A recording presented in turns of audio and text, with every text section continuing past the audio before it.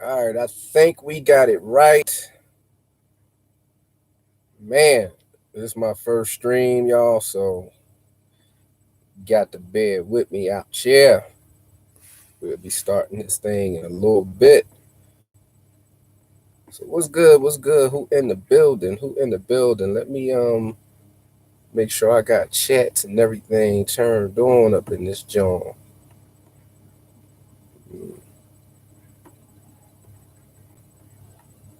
Let's see.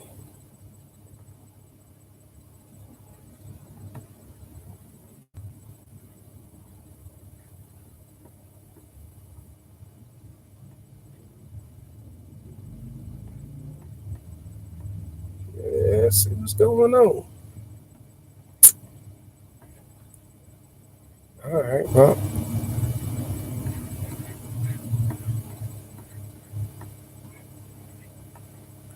yeah, man, out here in Colorado, delivering the load.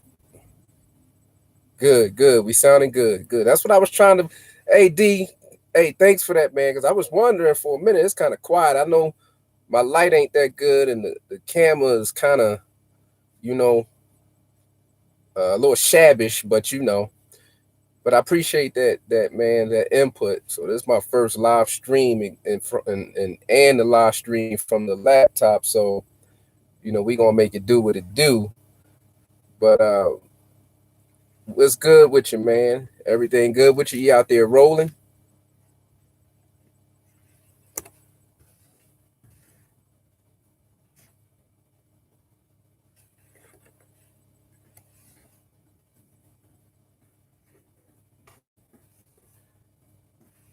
Yeah, man.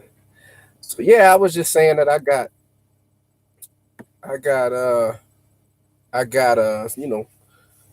out here. This load delivers on Monday.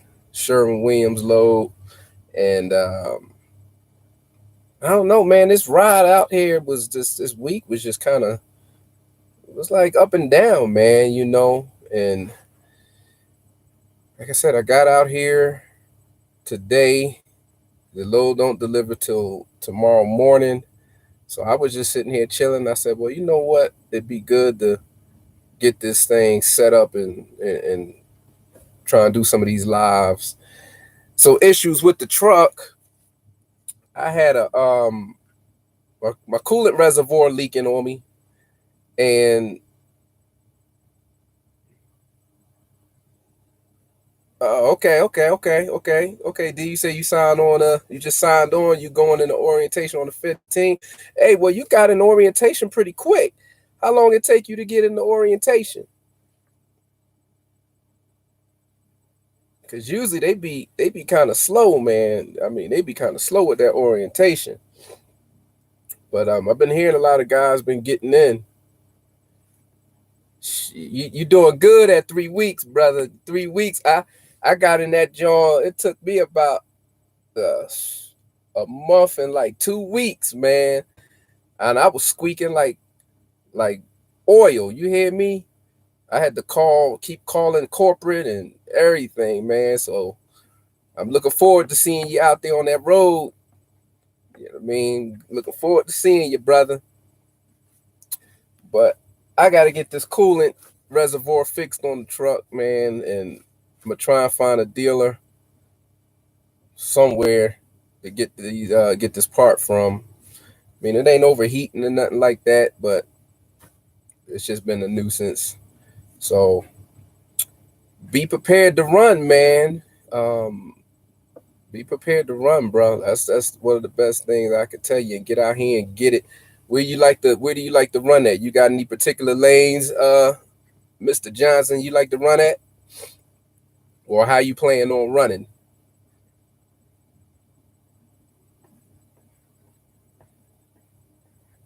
I'm guessing it's Sunday. Everybody sleep.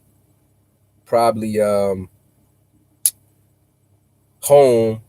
Normally I'd be home, but I done been out 2 weeks.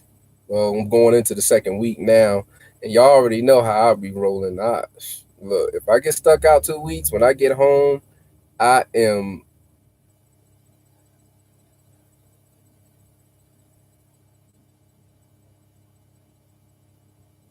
Well, coming out of Fort Worth, man, is pretty is a pretty good area to come out of. I was actually just in Fort Worth yesterday, and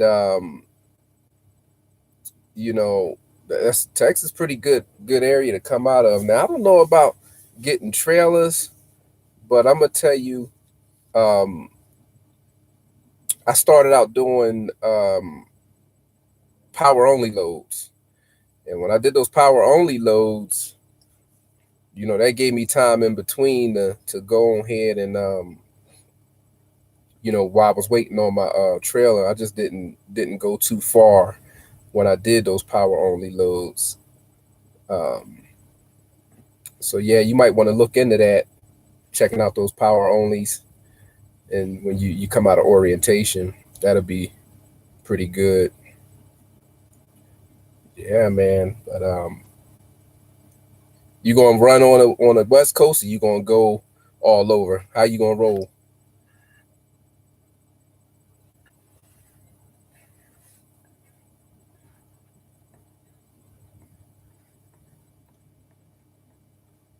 Because some guys come out and they already had a plan on if they gonna stay OTR, or if they gonna run local or in their hometown.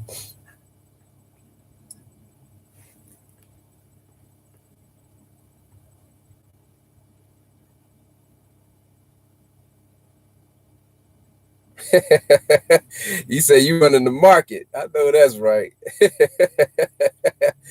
Hey, hey, Midwest to Southwest. I mean, look, that ain't a bad stretch though. I mean, that's doable. You ain't running too hard.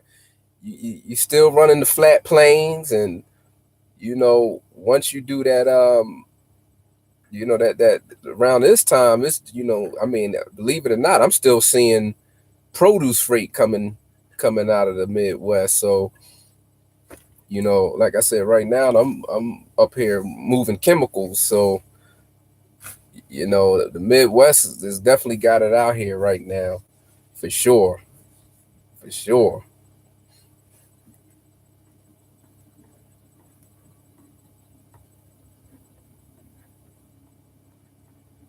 I got out here. I knew I was going to be early, but the thing is, this load um, was one of them loads where I grabbed it last week to deliver this week.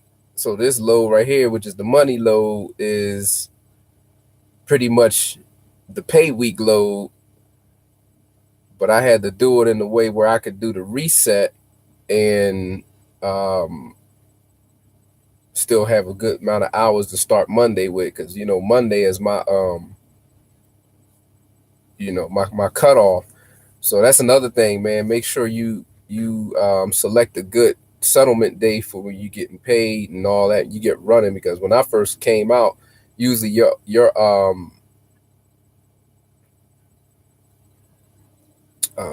tell you about those lanes in a minute, but let me tell you this though. Make sure that you set your uh your settlement day on, I would recommend the Monday, Monday to Monday. That way, well, you'll get paid on Wednesdays, but you got Monday to Monday to run. See, when I first came out, my whatever day your orientation on is usually the day they make your settlement day. So you want to keep that in mind. So like in my case, when I went in, I think I went in on like a Friday. So my settlement day was on a Friday. So I only had like Wednesday, like Monday, Tuesday, and I had to have my stuff in by like Wednesday, Thursday. So I was like trying to figure out why I was struggling, to get enough loads for the weeks, because my payday was screwed up. So they do let you select your days. So I would suggest Monday to Monday, because that way you got Monday, Friday if you want to be home, and then if you want to get a load to carry you through the weekend, you can run through the weekend, and then long as you drop by Monday, you got that time to get that last load on that same pay week. So very important. Now, as far as the lanes are going from Texas right now, the Texas lanes are looking pretty good. I would suggest, from like Texas, believe it or not, going out to Oregon is good right now. Coming back into Texas, from Texas going to um, Georgia, you running that whole 35 and up and down, set 70 up and down. Anything you grabbing right in that area, those lanes are doing pretty good right now. As a matter of fact, um, I'm going to probably grab me a load. If I can get, there's a particular load I'm looking at. It runs from um, Texas, Colorado, and Denver, and from Denver into Oregon, and then from there's some from Texas going into from Louisiana going through the southeast down into Maryland and PA. Those lanes are pretty good. I don't generally run PA because I don't like PA at all. I don't like driving in Pennsylvania. I don't want to do nothing in Pennsylvania. I just can't stand it. Man, look, I do not. I don't do it. But there are parts of PA that I will run, provided that the money's right. So that's what I would suggest to you. The best thing is, you got any time frame that you want to be home? When do you expect to be home? Like, what's your out time? Because that's going to play a part too on the type of lanes you're going to run.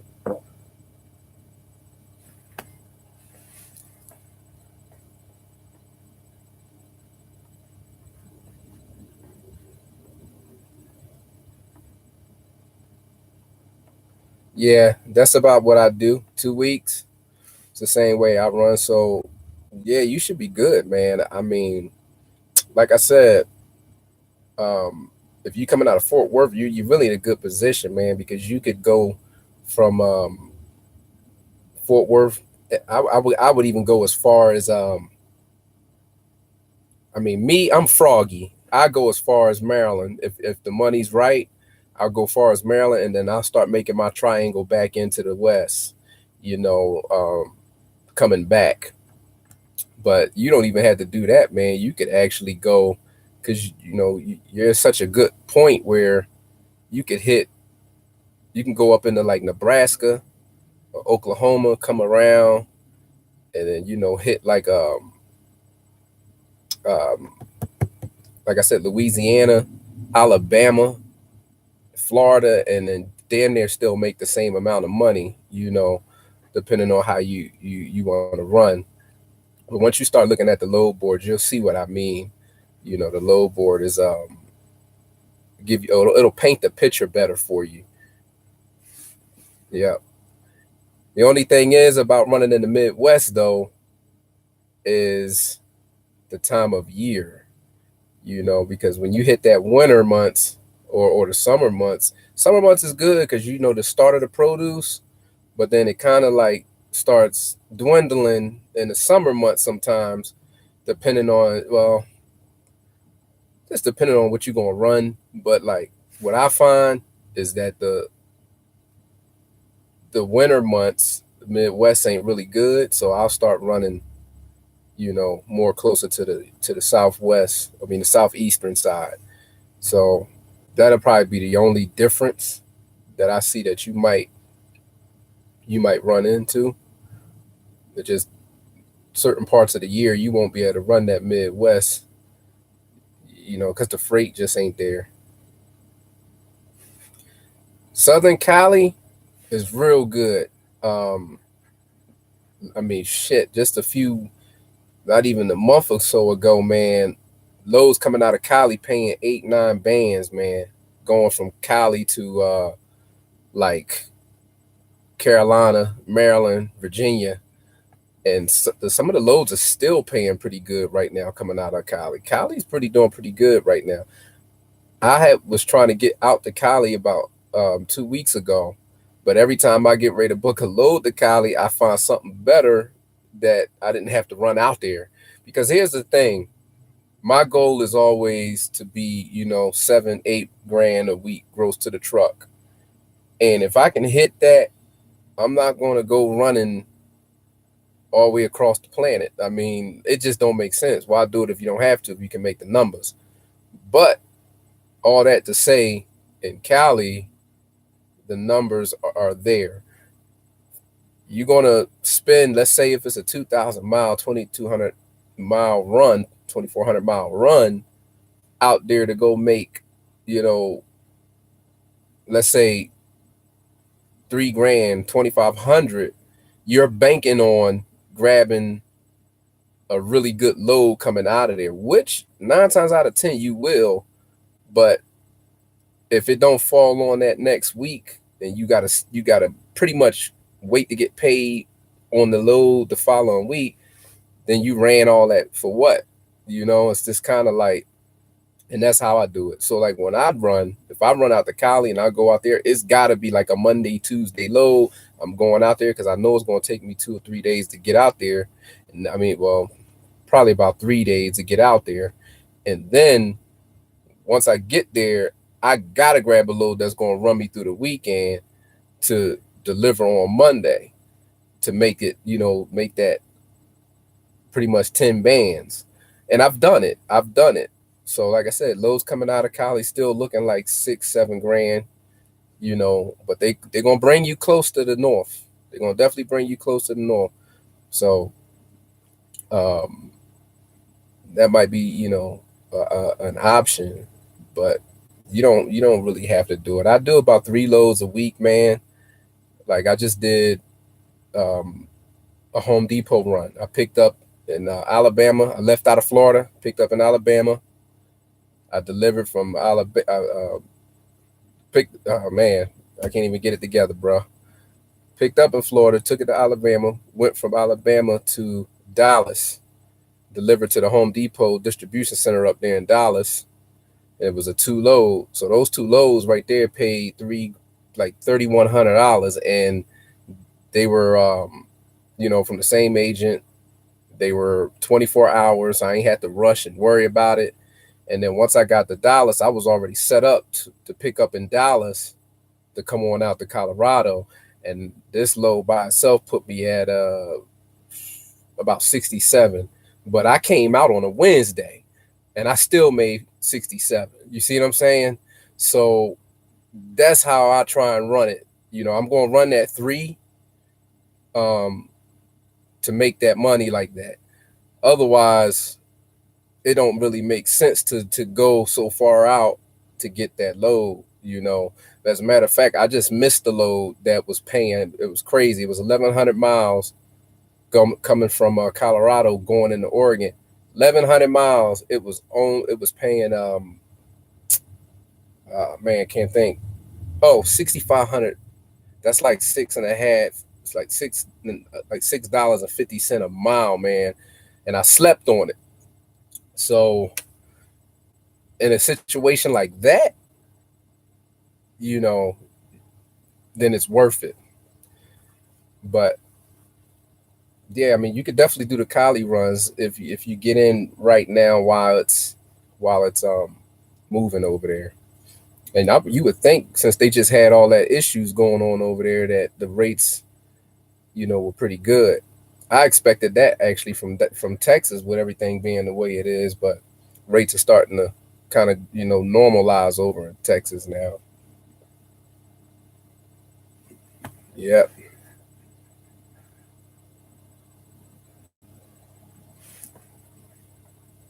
Yeah, yeah. But it's all about just setting up the plans.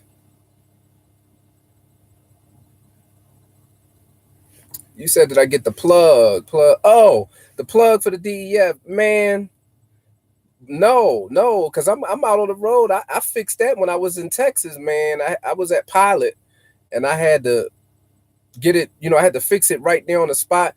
I did fix it, get it working. I haven't had no problems with it since I, reconnected it.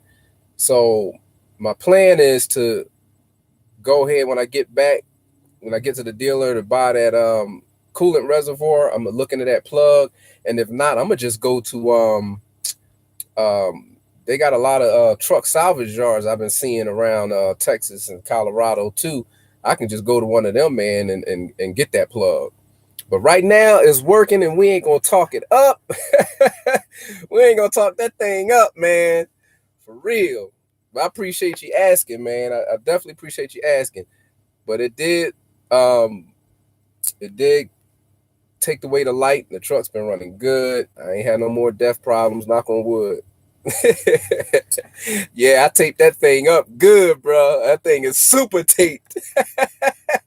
I'm trying to tell you, that thing looked like a cocoon up under there. You hear me? I said I can't afford that joint coming back off. Good thing is it didn't derate the truck, though. It did not derate the truck. It didn't put me down. It didn't slow the truck down. It didn't do nothing. But you know, when you see that light, any kind of light you see, you just like, oh Lord. Because see, when you're a company driver, you just don't care. When you're an owner operator, you just don't know. You hear me? So, knock on wood, man. And the good thing is, I'm inclined enough to know how to tackle most of this stuff, man. So I'm fortunate in that regards. But I'm just hoping that I can go to the dealer and grab this joint. Yeah. I caught that thing in time, man. And that's the other thing too. You know, one of the guys was saying, just do a delete. And I said, nah, I'm not gonna do no delete, because you gotta really understand what deletes actually do. They feel good on the power side, right? You'll get your power, the truck will pull better, but long term, when you're talking about newer trucks, these newer trucks are designed to run with the DPF at a higher efficiency. So when you eliminate that, you start opening the door to other issues. Now with my truck, I've got now I'm at 750,000 on it. Now, with that being said, I'm still got my same original DPF filters. I just changed the 2 knock sensors. You guys saw that on the last video. I changed the 2 knock sensors. So to have 750,000 miles, and those the only issues I've ever had with the truck. I'm the second owner of the truck, and I know who had it before I did. There was, well maintenance records. So to have 750,000 and still running the same DPF filters and the same, pretty much everything on the DEF system, I'm not complaining about changing some sensors and a plug. So that's kind of how you got to look at it, man. And when you understand how that system works, it's really nothing to be, really be afraid of with it. But overall, truck's running great. I have zero complaints, man. Zero complaints. I mean, I was really lucky, just in being able to get this truck and everything. I mean, I have, knock on wood, no problems with it whatsoever, man. Man, the time be flying when you do these lives, man. I didn't even realize it was 25 minutes already, man. Appreciate y'all hanging in there with me. But yeah, man. So we open up to questions, man. Any other questions you got? Anything dealing with the Landstar side of things? I can fill you in.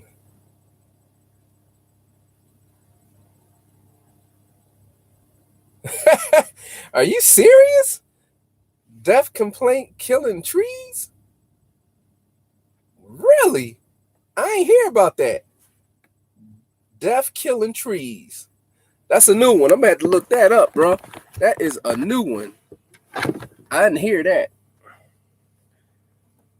We got 4 people in the building. What it is? Who out there? Shoot your questions. What you got? Yeah, man, I did not hear about death killing the trees. Maybe that'll be a reason for them to get rid of it, man, because, man, it do suck. It definitely does suck having to deal with it and deal with the systems, but it's one of those things. What are you going to do, with emissions and all? The EPA is really cracking down on it.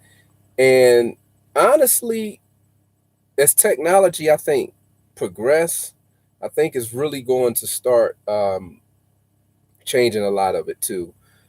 um, there's got to be other alternatives.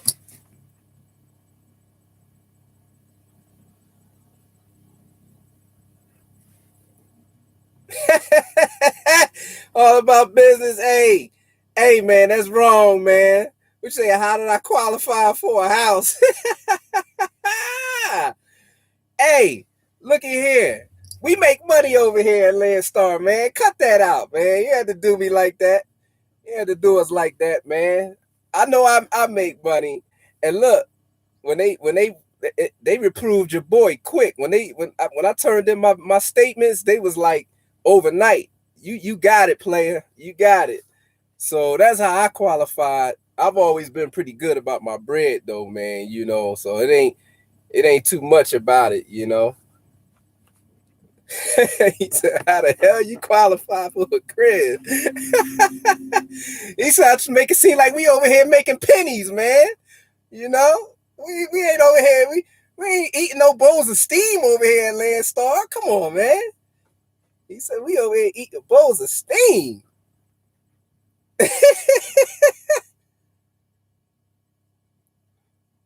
Well, I mean, what you mean for the loan? I'm not understanding. You said how you qualify for the loan for the house. Well, Landstar ain't had nothing to do with the crib, so I'm a little lost to where you going. Boy, you gave me a tickle with that one, boy.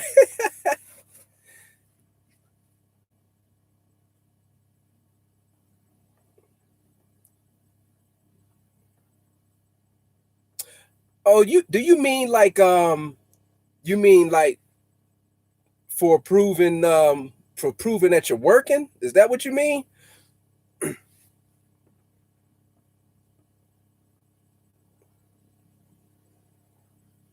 What up, Miss T in the building? We got Miss T up in the building. I thought everybody was sleeping on this Sunday, man. I jumped up on the joint and I said, I guess I'm the only one out here talking to myself. And then my boy Johnson jumped in and we've been chilling.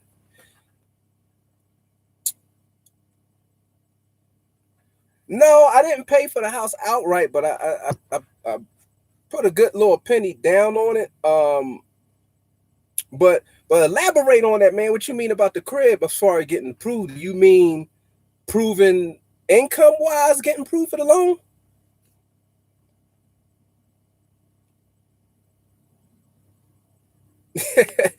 I gotta edit that video, man. Y'all crazy out there. Y'all crazy. I had to edit that video, but man, I'm sweating in this. Let me cut this APU on. Hold on a second, brother. In here sweating, here laughing, and got me cracking up, and I'm making heat out this piece. You heard me?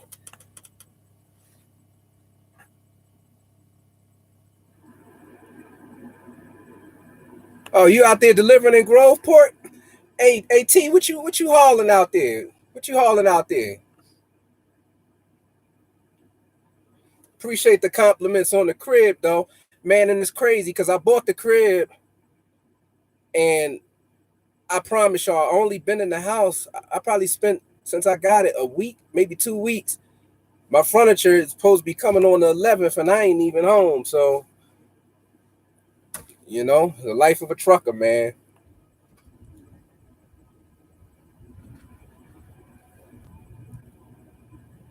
Ah, you got one of them good loads. One of them good loads. I see you, baby.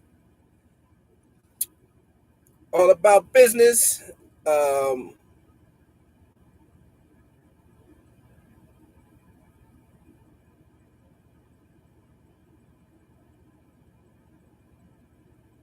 oh, you said what? Well, oh, I was just a regular person of a regular.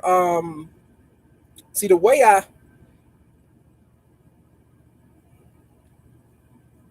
Oh, you say always out of Cali though? That's good. But yeah, bro, all about biz. Hey, what I did is went directly with the owner and did a personal, loan on top of some cash and finessed it that way because money tends to talk. So make it that way and then put the bank on as a loan as a lien holder for the difference that I need.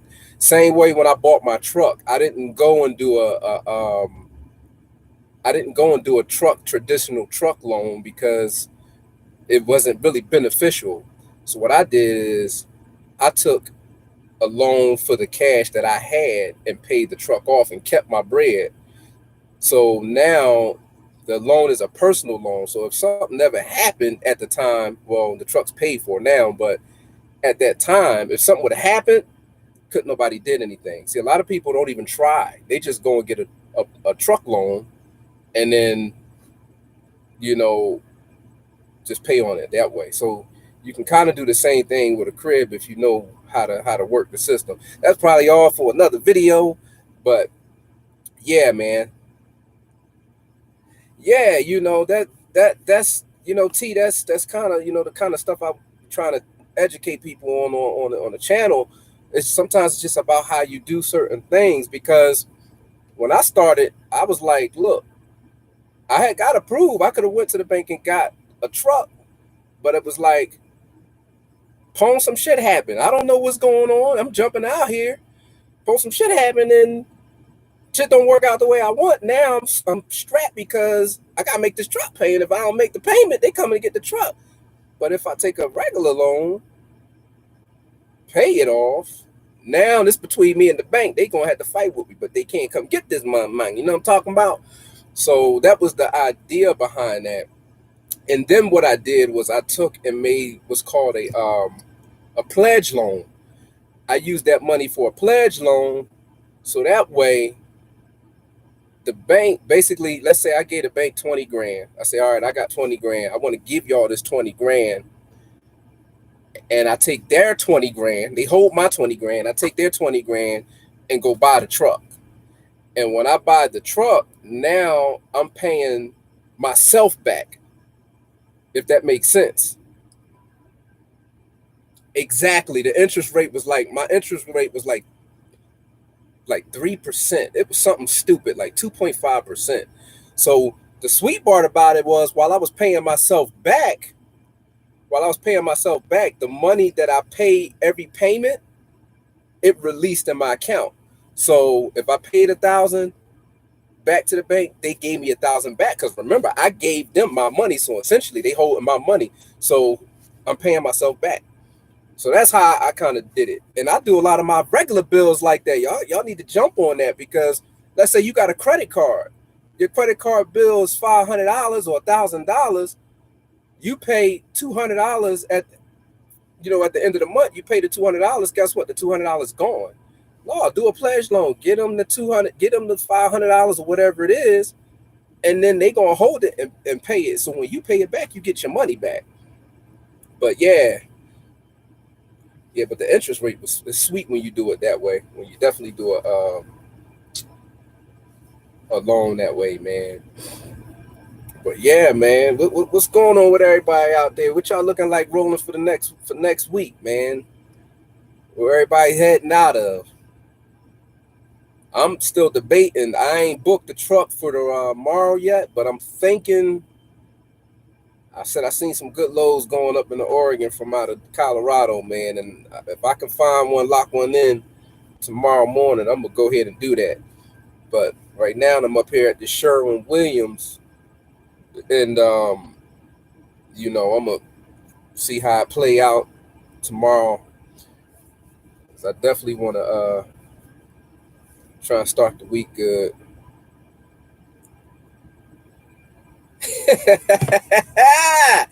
You said that 18 band? I'm gonna tell you something. Look at here. Let me find it.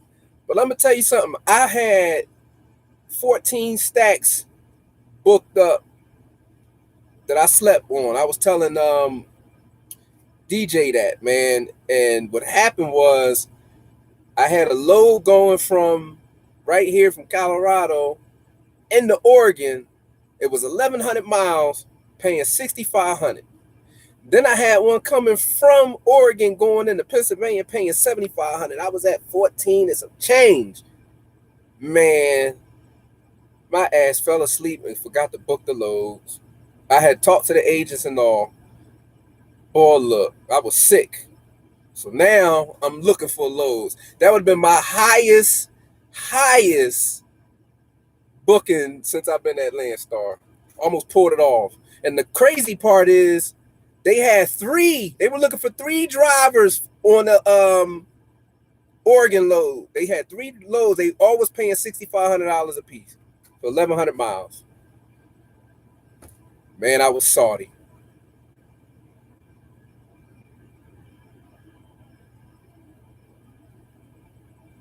Yeah, I bank with Navy Federal. Al, all about business. I do. I bank with them. But yeah, I know, man. I know. T. I was salty. I was super salty, man. But yeah, I bank with Navy Federal, bro. And that's who I went through. Yep, I went through them when I did the crib. I went through them when I first did the truck too, as well. And they really did give me a good rate. But yeah, let me find an $18,000 load. Hey, them Alaska loads be paying like that though, but I ain't trying to roll out there. Now is that 14,000 total for the week?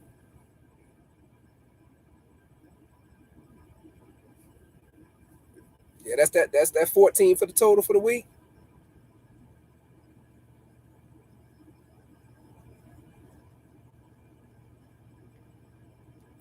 Cause that's a pretty good lick.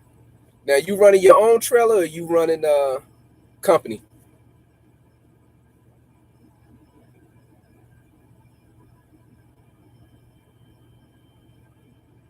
Okay, okay.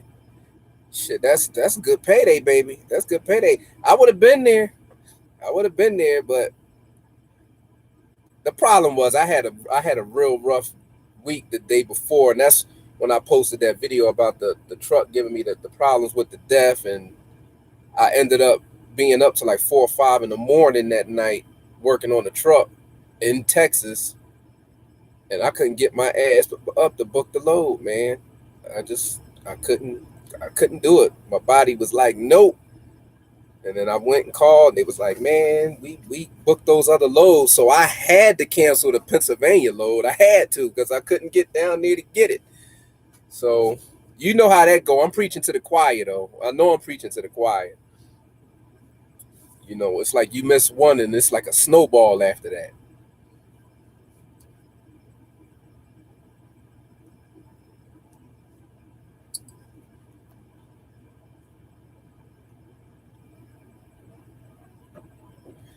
But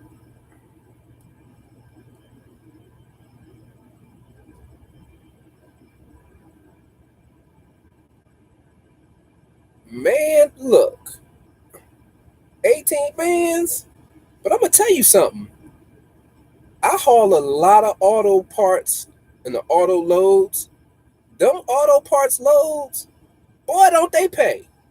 They pay good, man.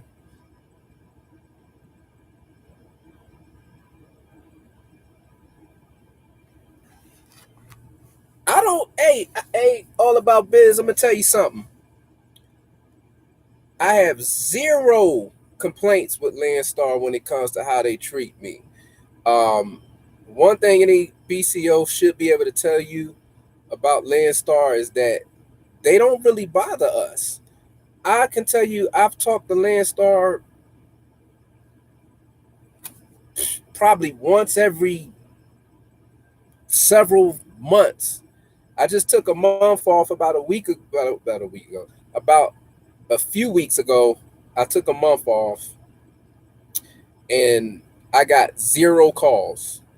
Nobody call you, nobody ask you, hey, when you coming back? They ain't even asked for my trailer, man. And that was during the time I was getting the crib and doing things. I just took that time off. They don't. I mean, I wish I had to join 10 years earlier. I'll tell you that. I have no complaints at all, man. I mean, you run your own business. I even have a dispatcher that I hired. When I need her, I'll let her book the truck, and just that flexibility of running it how you want to run it. You run your business, so Landstar don't really bother you like that. That's it. Yeah, Miss T just said only when something is wrong with you or you doing something you ain't got no business doing is when you'll hear from them. But other than that, you don't hear nothing, man. Where did I get my truck from? So my truck, I knew a guy, well, a father and son. They owned a big trucking company in Florida. Well, actually, it's like Florida Georgia line where I live at, and they bought all brand new trucks for their fleet. And I knew those guys, and I knew the guys that drove this particular truck. And what they did is they sold all of their old trucks, and I bought their truck. I bought this truck from them when they sold their truck. They bought like all new 2020s or 2019s or something, and I bought this truck from them, and that's how I ended up with this particular truck. And the reason I went with them because one, I knew them, I knew they kept the maintenance up. I knew the guy's dad, man, he was old school. When I tell you he was old school, now he had a big fleet. We talking about these guys made millions of dollars. He would make them write the maintenance of the trucks in the black old school composition books, down to the point where when the trucks got fueled, whatever got done, and the guy and his dad used to always fight because he like, Dad, why we can't just enter it in the computer? So when I bought the truck, I got a stack of paper. They ripped out the competition book like this, right? And just to go show you how meticulous old school was. So I tell people when you buy a truck, them records are very, very important, man. It tells you a whole lot about the upkeep on what they do. But that's how I got my truck because I knew the guys, I knew, and they actually ended up keeping a couple of the trucks because I was trying to buy like two of them, but they dude was like, nah, we're gonna keep one or two for just as a backup. So that's what I did.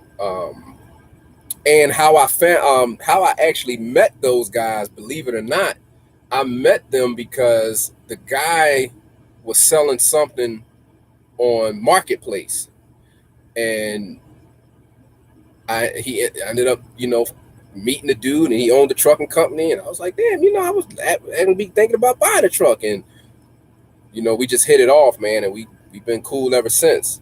So I tell them whenever they selling the truck, to hit me up, let me know first so I can get first dibs.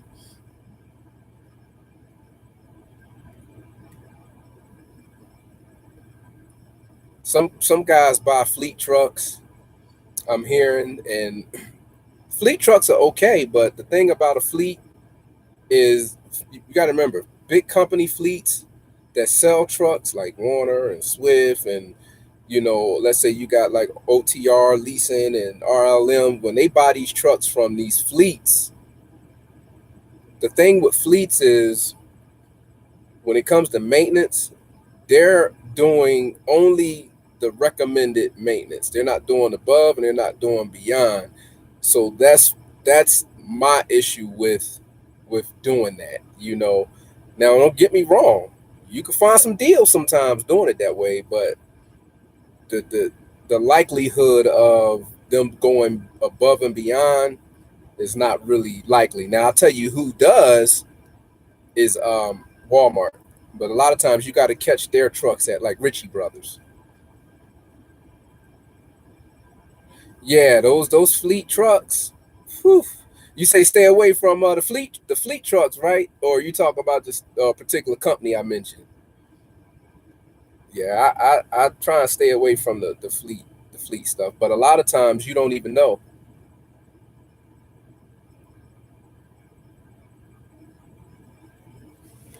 What are some of the learning curves I would tell a new BCO? Well, there's a lot of things I would tell a new BCO. I got a lot of videos on that, man. You should check out my videos from way back. But one of the things I tell learning curves is if you don't have a background of dispatching yourself, I suggest you learn that. Learn lanes and things like that. Understand what a lane is. A curve, I think, for a lot of owner operators is being on your own because Landstar doesn't hold your hand. They don't tell you where to run, how long to run, what to pick, what not to pick. Understanding rates per mile. And the biggest point I say a curve is understanding how to run a truck. It's the difference between being a truck driver and knowing how to run a truck. Like you got to know the cost of everything of your truck. Like how much does it cost you to run your truck from this point to that point? For my truck to run 5 miles, I know it's going to cost me a minimum of 50 cents per mile. How do I know those calculations? Well, I'm glad you asked. Those calculations is when you factor in the cost of fuel and how many miles your truck gets per gallon, and then you add in whatever it is your expenses are, for the month. If you got a truck payment, you factor that in. So when you got guys taking freight, you look at a load and you book a load that's paying $1.80 a mile, you're working for free. Let me break it down to you a little bit more, like in this sense. Last year, I ran 7 months for Landstar. 7 months. By the 7th month, I made a little over $90,000. Out of that $90,000, I paid Landstar $22,000, which basically means around 80 cents per every load that I ran per mile was going directly to Landstar. So if I looked at a load and it was paying $1.80, 80 cents right off the bat was going to Landstar, if you break the numbers down. So that's what I mean when I say the curve. A lot of guys get out there and they look at the board. They say, man, this joint paying $3 a mile. This paying $2 a mile. And they run it, but their cost is higher, actually. It's okay to run loads like that if you're going to make them connecting loads. So that's the first curve, knowing how to book the truck, not just booking anything. And I mean, the list really goes on, man. And ask a lot of BCOs. There's a lot of guys out there that's willing to help you. Yep, Miss T says, know how much it costs your business to run weekly. Exactly. What is your expenses? Prioritizing and separating your money. Like I pay myself a set salary every week, no matter what. And I take the time and I divvy it up. This percent is coming out for me. This percent is coming out for taxes. This percent is coming out for the truck. This percent is coming out for profit. Break it down, because if you're taking all your money and you just putting it into one account and you just divvying it up as the bills come through, that's a recipe for disaster. Trust me when I tell you.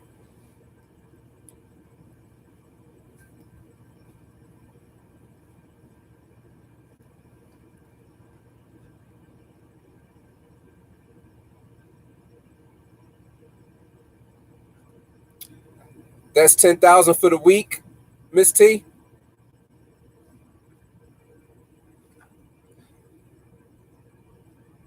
For the operation cost for what the truck costs you.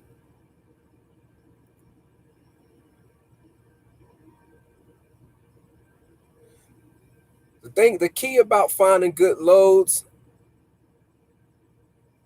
hey Miss T, I'm coming back at you. The thing about having finding loads, man, I would definitely say being up early, because you got to think the brokers start early. Some of them early at 7 o'clock in the morning. By the time early afternoon hit, the good loads are pretty much gone. You can forget trying to book something at 4 or 5 o'clock in the afternoon. Now, what I do, I book mine sometimes days ahead, because if you can book them earlier, you got a better chance of finding a good load. But yeah, MST, 10 for the week calls, I think is a decent amount, because like I said, I was telling DJ earlier that I try and keep it around a minimum at 65 to 8. 65 is low, but my average is about 8, you know. And at 8 I'm comfortable, and that's it. We don't really have to go too far to the left or too far to the right. Run enough, not kill ourselves, and make a pretty good profit.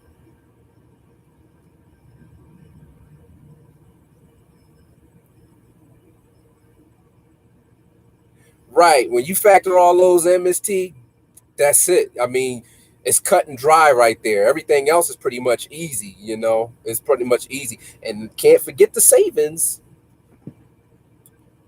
Trucking with Big Daddy in the house.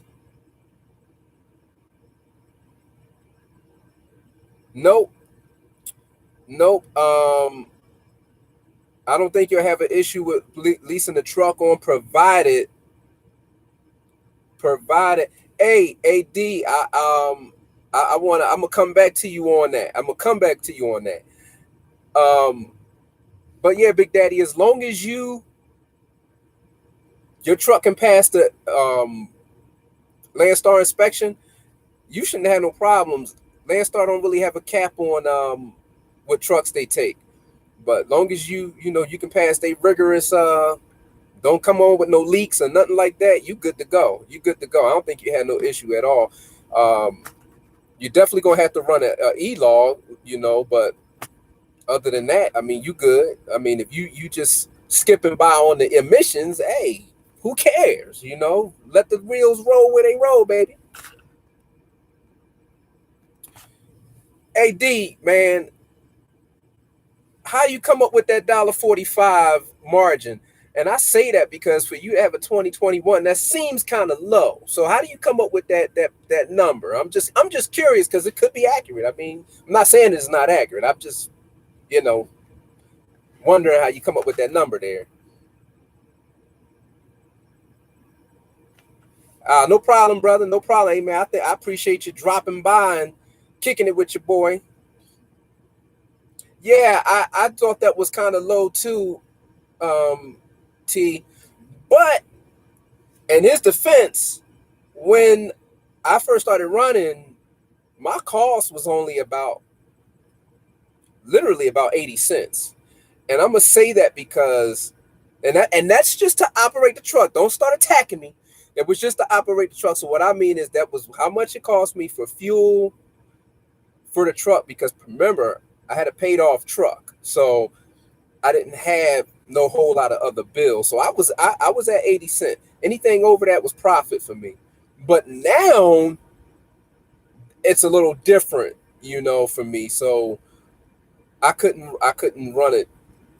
Dollar's kind of close. Hey, I had to clear it up though. I had to clear it up. Hey man, no problem, man. Be good. Be good.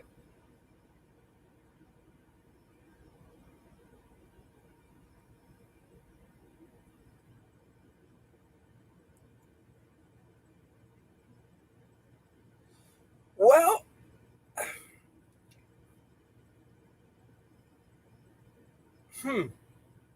you say that's based out on about 10,000 miles a month,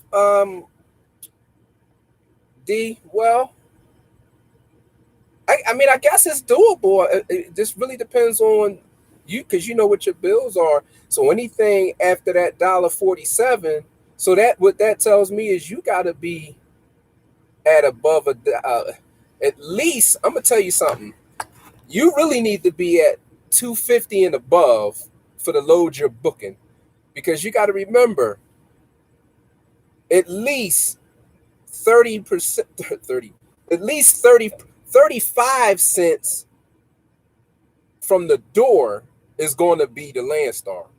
Now, We think when we hear the 35% that, oh, it's 35 cents on the dollar, but actually it works out to be more than that by the end of the year. And that's why I was saying to you that I ended up paying them $22,000, and that $22,000 for the miles I ran worked out to be about 80 cents out of every load. So that's kind of, where you got to be. But at a bare minimum, you want to be booking 250 or better.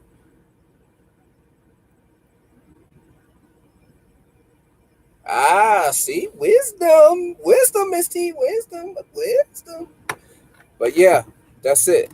And I know because I perfected that thing, man. I had to really break it down and crunch it. But the only way you're going to really know, the only way you're really going to know is you have to run it first for a while to actually get your numbers, because it's going to be kind of hard to say, okay, well, I got to pay this, I got to pay that, I got to pay this, I got to pay that, I got to pay this, I got to pay that. Okay, this is what I need. It's kind of hard to do that because things change so much. And then you start having what we call averages. And I'm going to leave it right there. You know what I mean about the averages, because we might average this amount during a certain time of the year, or average this certain amount on a certain lane that we run in, or whatever the case may be, not to mention the fluctuating of fuel pricing.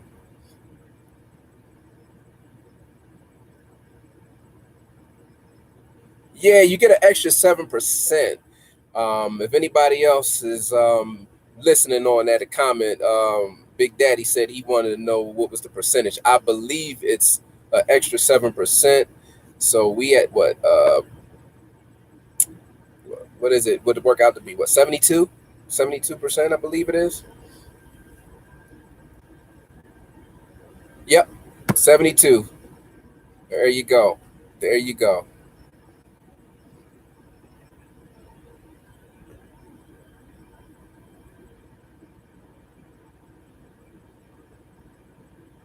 Now, I got a question, because I ain't did the trailer thing on my own trailer thing, and I have my reasons. But how do you guys like doing that? How you like running with your own trailer? How's that work out? Because I know that eliminates a whole lot of the dropping hooks.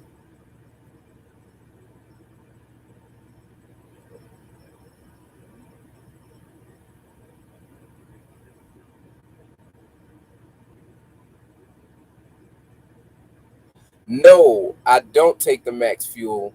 Only time I take the max fuel, DJ, is if I'm just starting out. Like, let's say I'm starting my week and I know that I need to fill the truck up and I don't have enough on the card per se, then I'll use it to fill the car, because I know how much my truck's going to take. So I'll fill the whole truck up with that on the first load. Generally, after that, I don't take the max out unless, again, I have to, but generally I don't.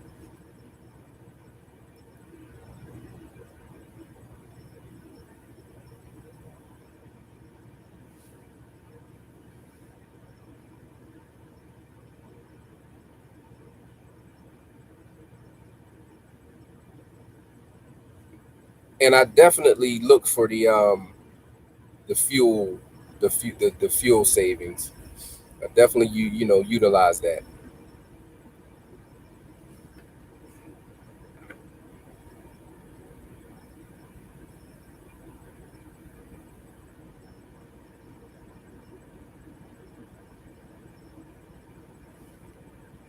Man, I used to run with some Russian dudes up in Chicago. It lasted 2 months, maybe three.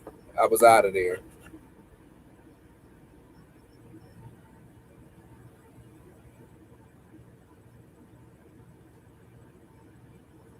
I got you, Miss T. I know what you meant, and you're absolutely right, man. Them agents do be lying about it. Um, my thing was just I always had that imbalance of restricting myself on the loads that I could take, and was it worth it? You know, because there's a lot of drop and hook loads out there, and there is a lot of live loads too. But I never really played in it, you know, so it was kind of like wasn't sure if I wanted to cut my foot off yet, and see what was happening with that. So I'm still dancing around the idea, but I don't know, and then I don't know, is it worth it for me for the extra 7% for the extra headache? So maybe you can fill me in on that, educate me on that, because I have been dancing back and forth about it. Like, is it worth it, for me? But that was kind of what my concerns were. And that'll be a good another video on that, man. I might have to get you on, Miss T. We can talk about this thing.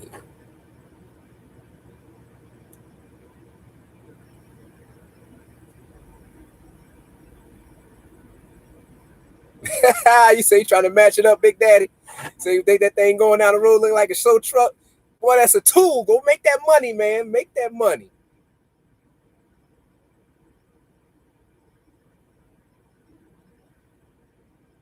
No, no, no, no, no, no, no. D, dropping the hook is the way to go. If you, especially if you're running with you going you pulling Landstar loads.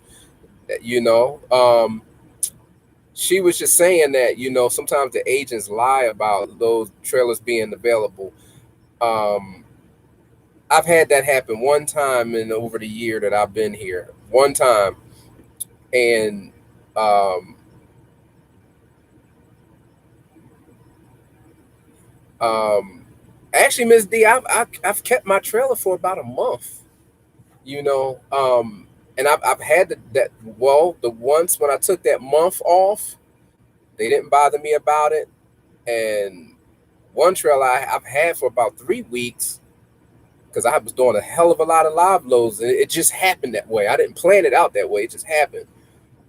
But what I was saying, D, was that happened one time to me, and really, you can absolutely, you know, because here's the thing: if you're doing a drop and hook load, that agent, that customer, actually, they have to provide you a trailer. Um, that's something that I didn't know until I went through that. What I told you that one time I went through it, and I called Landstar. I was like, "Hey, yo, I'm here." They told me they had a trailer for me. They took my trailer and da da da da. And some then it ended up being the trailer they wanted me to pull. There was something wrong with the trailer, and I told them I'm not taking the trailer. They need to take the freight off of it and get me another trailer. Then they didn't want to do it, so then I had to call Landstar like, "Hey, I ain't got no trailer," because another driver came in. They gave him my trailer. Landstar say no, they're obligated to give you a trailer, and then that's when they'll step in. And needless to say, I had a trailer 5 minutes after I hung that phone up. So you just it's hit or miss, but I've had that one time and never had that issue again. Knock on wood. And I prefer dropping hooks myself, and the reason I prefer dropping hook is because it saves on the time for me, the way that I run. I'm going and I drop and I'm done. But whole nother video, D. Whole nother video.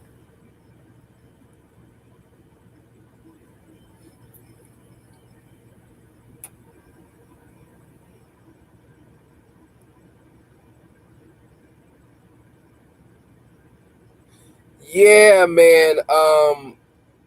Big Daddy, that's a big, big statement right there. One of the benefits of having the same trailer, the condition that it's in. You ain't got to be worrying.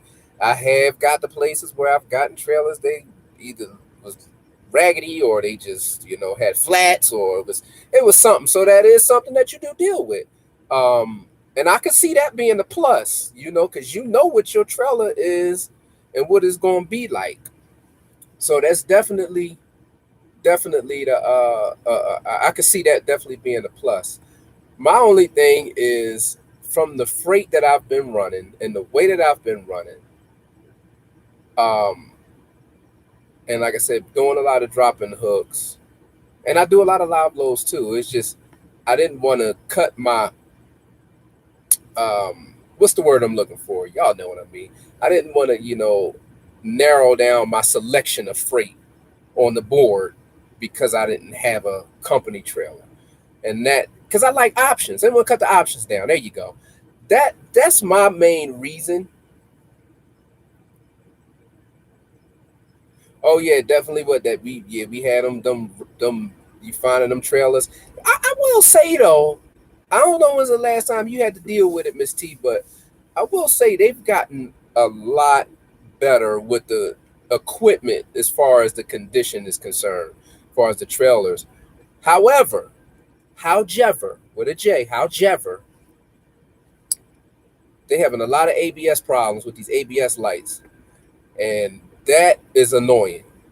But the equipment wise, they've definitely gotten a lot better. Man, I'm enjoying this conversation with y'all, man. I didn't expect for this to be go all into this, man, but I am definitely enjoying this conversation, man. As truck drivers, we be up late, we ain't got nobody to talk to, so I'm definitely enjoying that with you guys. I appreciate y'all chiming in and taking this time to spend out here with your boy.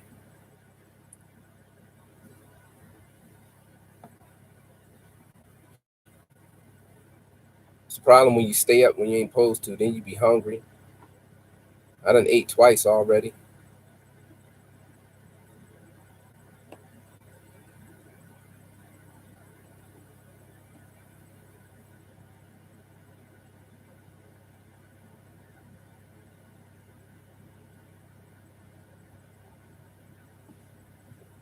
What else we got out there, man? What else we got out there?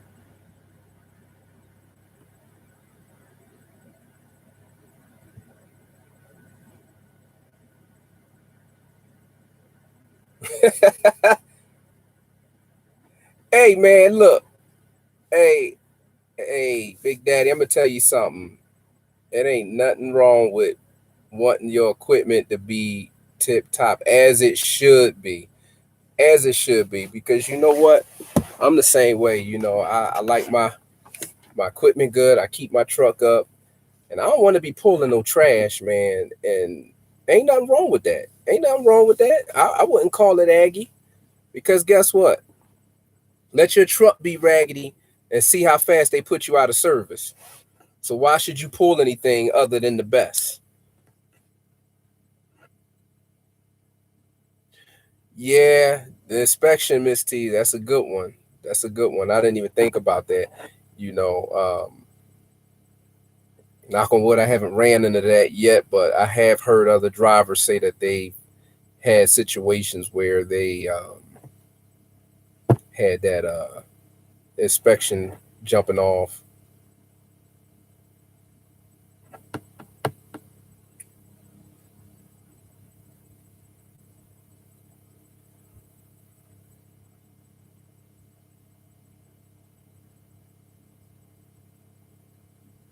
What? Wait a minute. They wouldn't let y'all out with your own trailer? With your own trailer, they wouldn't let y'all out? Wow. That's crazy. And what did it end up being? What did it end up being?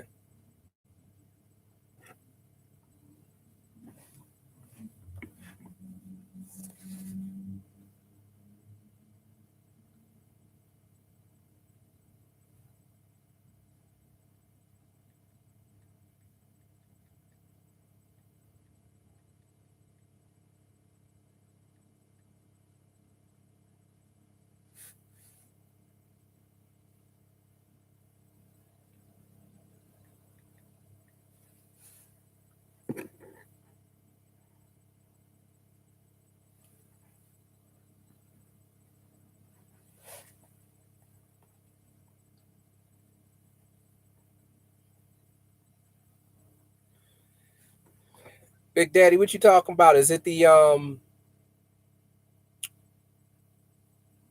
was it you the for the truck or the trailer?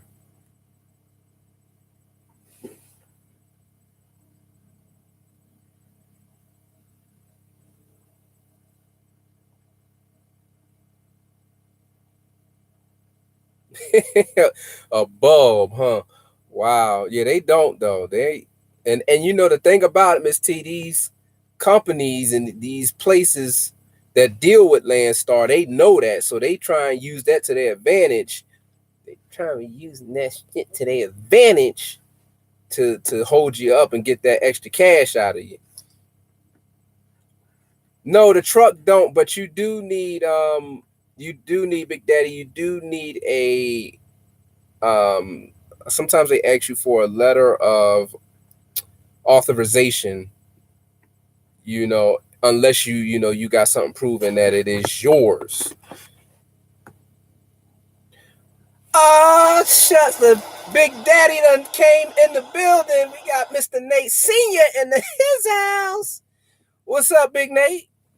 Man, he's getting ready to wrap it up, baby. We and they wrap it up. I've been out here busting it up for an whole hour and 18 minutes.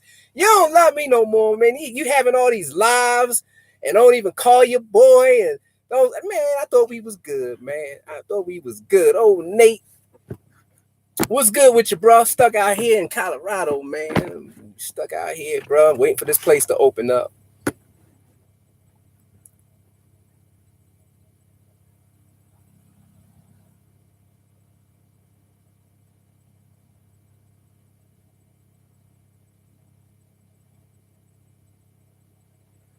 Hey, Candace, I heard you. I heard you. It's all good. We still here. Yeah, we be wrapping it up soon. But hey, as long as I want to keep talking, I'm gonna keep on rapping with y'all, man. Like I said, I enjoyed the conversation, man. We was having some good convo. Um, so Candace, you wrapping it up. I see you. You say you got what, your second year experience. You more than qualified. So you got 2 years in. So I don't see what the problem is. Hey, Nate, man, you always stuck in Texas, bro. You always stuck in Texas.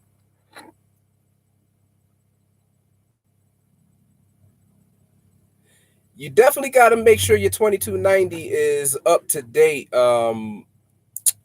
Big Daddy. You definitely got to make sure it's up because they will be on it, and then they need that too to even authorize your tags. At smart.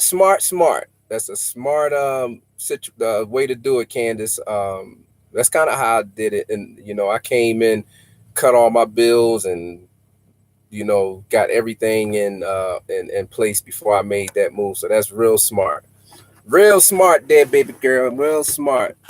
That's how you do it. You set yourself up for success. Cut them bills down. Anything you can eliminate, and then go for the gusto. If you can get a paid off truck, pay it off. If you can get a loan first to pay it off, I recommend you getting that loan and getting a personal loan and paying it off over a traditional truck loan. But I got videos on that. Hey Nate, where you had where you headed at, Mr. Senior? Where you headed at? Where you going? You going from Texas where?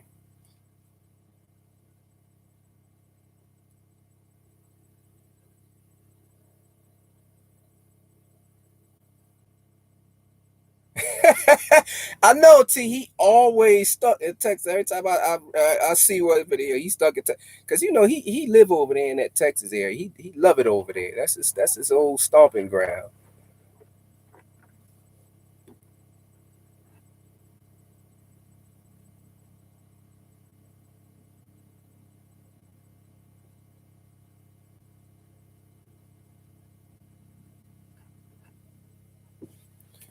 Okay, hey, I'm the same way, Nate. I'm trying to figure it out tomorrow too, man. I'm waiting for this place to open where I'm at.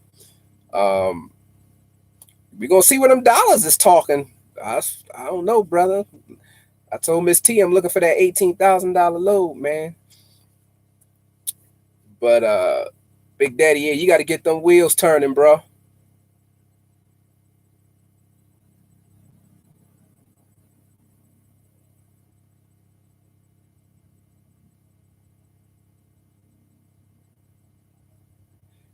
Hey, Candace, living in the truck, you better be stacking pretty fast. If not, I'm gonna come find you and hunt you both down. But that's how you do it, man. That's how you do it. That's sacrifice. And I'm gonna tell you, it won't take long. I'm gonna tell you, quick run back on me, y'all. Quick run back. So when I first started, I drove for Warner. Yeah, Warner. Wiener. We employ rookies, no experience required if you don't know what the letters mean. And I drove for them 4 months. And then I realized real quick this wasn't the way I wanted to go. And then I drove for Bulkley out of Texas. Everybody know who Bulkley is. Y'all was Swifties. And I drove for Bulkley out of Texas for a week as a company driver. They rate me. They was just taking a big advantage. And at that point, I was 5, 6 months into my career, maybe 5 months. And I said, I'm going to be on the operator. Hell with this. Knew zero. I applied with Landstar. They told me, nah, bro, you ain't got enough experience under your belt. And I said, well, I'm going to keep it moving then. Got my first truck. It was a 2006 Columbia. Man, I love that damn truck. Started running with Suntech. If anybody know who Suntech was, E-Transport bought them out, which is Evans. And then, and us all that to say, in less than a year, I was an owner operator. I had my first truck was a brand new Volvo, and then I went from the Volvo to the truck that I have now. I ended up getting rid of the Columbia back to the people I was initially leasing that truck from, because I was leasing it to buy it, but I ended up giving it back, although I still ran for them for a while.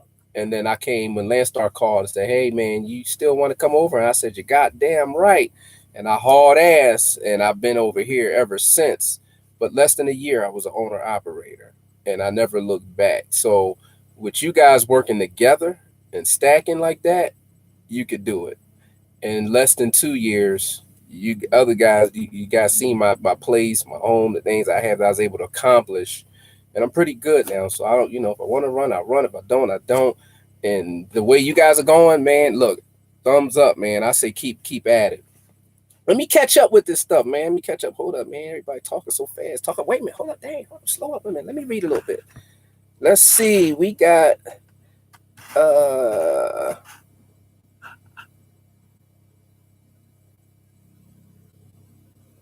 hold up, Big Daddy. How you what you brokered out a Landstar load?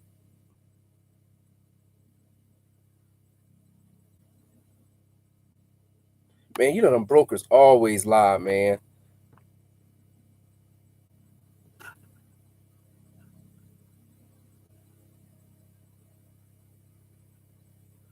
Hold up, T. Wait. You was at CR England?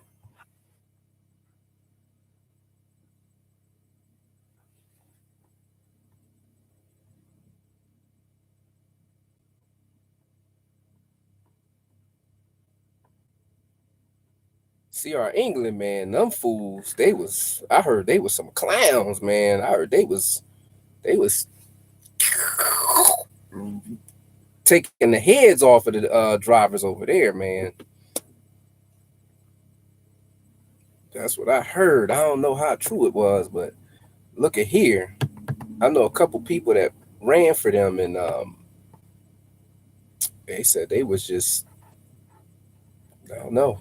Like I said, I don't know per se myself because I don't really know a whole lot about CR England, but I definitely, well, you got to figure they're parent company, I think, of Knight and Swift own, I think, both of them. So that's interesting.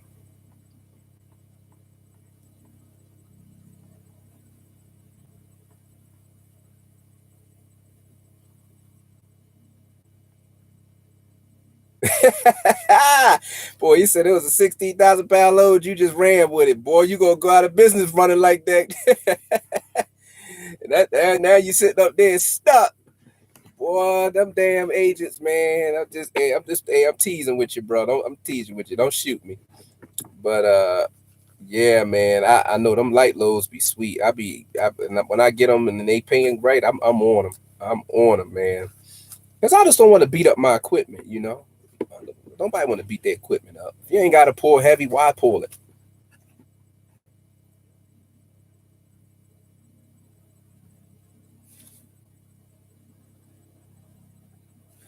Hey, hey, Nah, T, I ain't just read that. That says 16 cents a mile.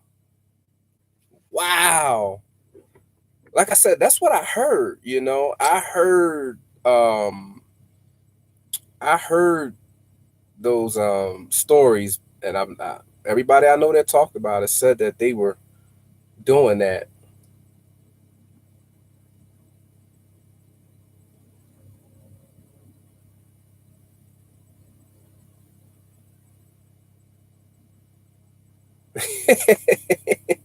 CR Felon doesn't own y'all. Yeah, boy, those crooks. They are some super crooks.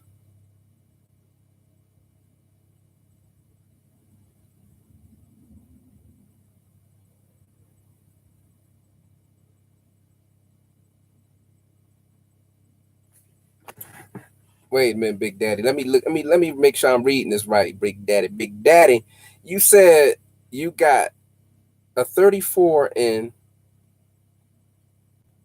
2,300 miles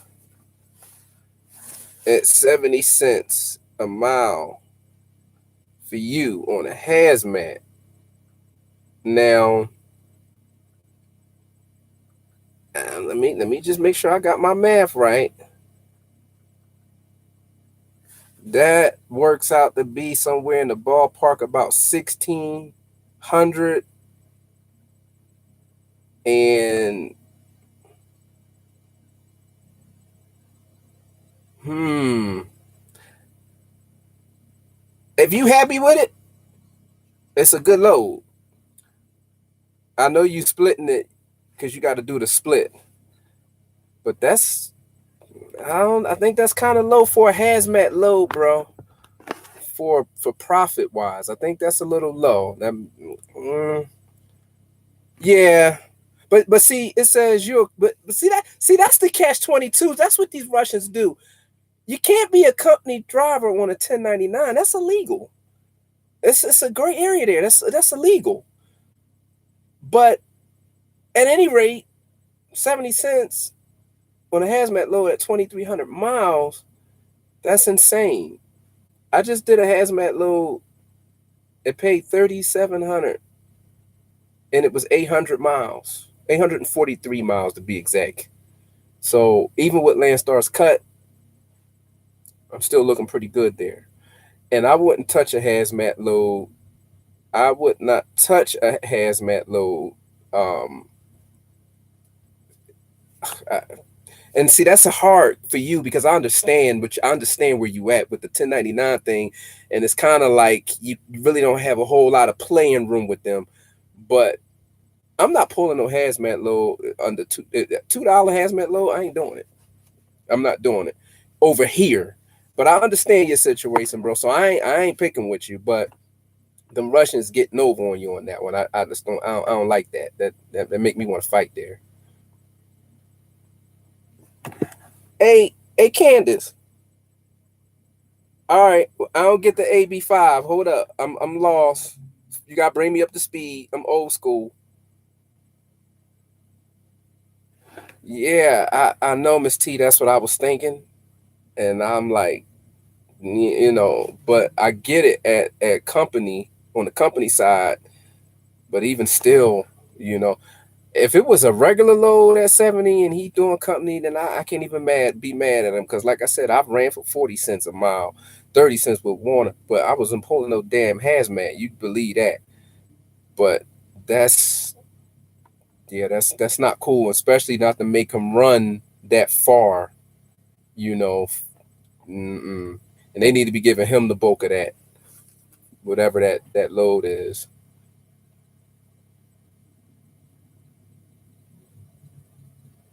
But see that's that. See, Daddy, that's that damn company. Snyder. All of them do that, man. That's what they do, man. I hate that. That's what they do.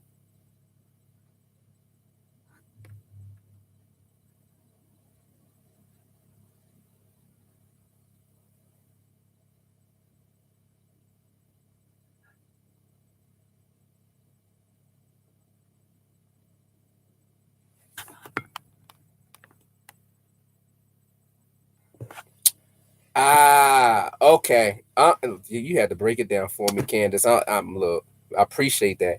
You're right. There was a big article I just read online about them doing that. How they try and classify the drivers as subcontractors and all that to avoid, the tax penalties and all that. But that's one another reason why I had to leave. And I'm gonna tell you, I'm put the company out there. It was Advanced Transportation. They were good, but they were crooks. But the big companies like Snyder and Warner, they want to pay you pennies on the dollar and run you and make you pull all kinds of stuff.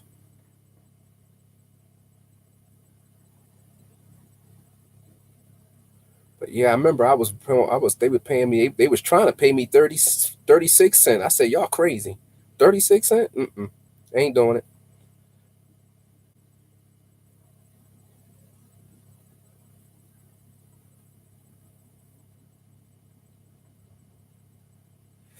General Maximus, what it is, dog? What it is? What it is? You late to the party, baby. You late to the party.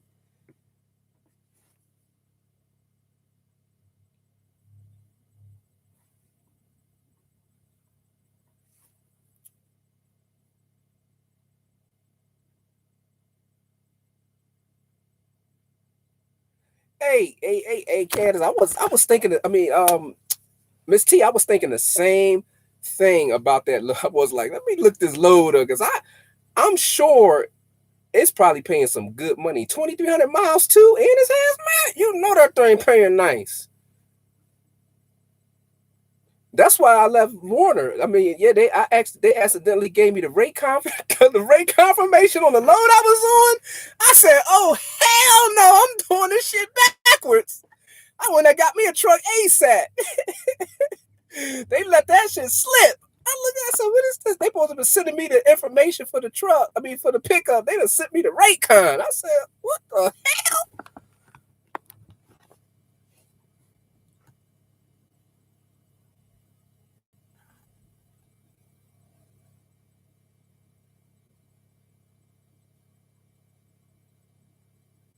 man, y'all bulls is everybody over in Texas, man. Hey, General, I was just down in Texas yesterday, man, sitting up there for a minute, and that's why I had my death issue at actually, man. I was over there in not too far from Laredo, man. Where you heading out? Where you heading to? Collecting monies.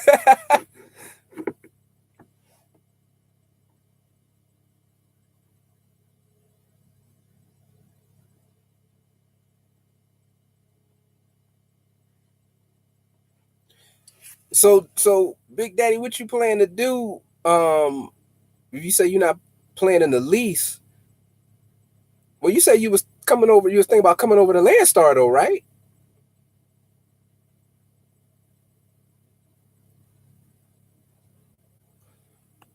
Yeah, I feel you, General, man. You doing the long run. I was thinking about doing the same thing, man. I was thinking about doing the same thing, jumping on and doing the long haul and taking home. Because when I go home this time, y'all, I'm taking the week off again because I already done been out this going into the second week. So I feel you there, brother. I will definitely be taking a week off, maybe two. I don't know. We'll see what the truck says she want to do.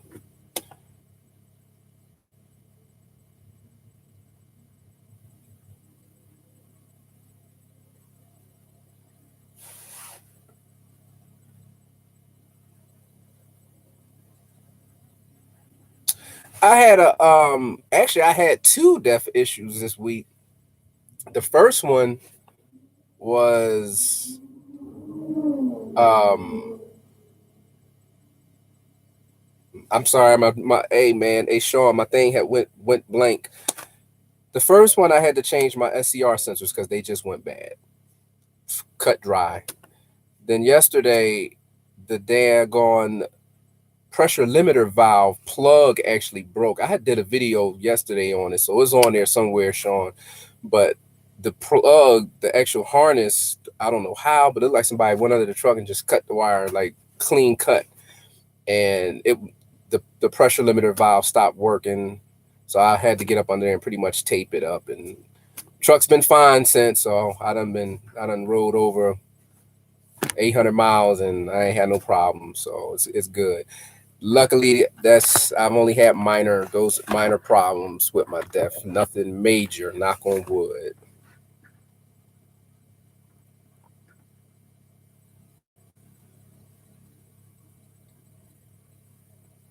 Taking off to buy more.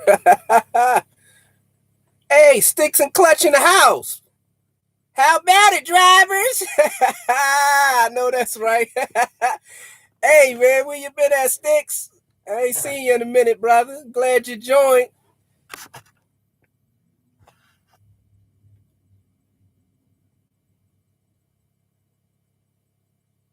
Hey, man. Hey, General, look.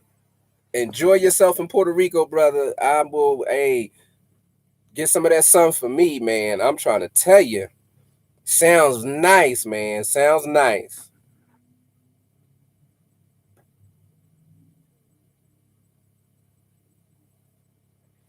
Swamp Girl in the building.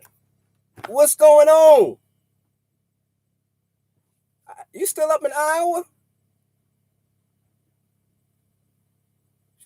Oh, Target load, boy. Look at here. Look at here. Look at here.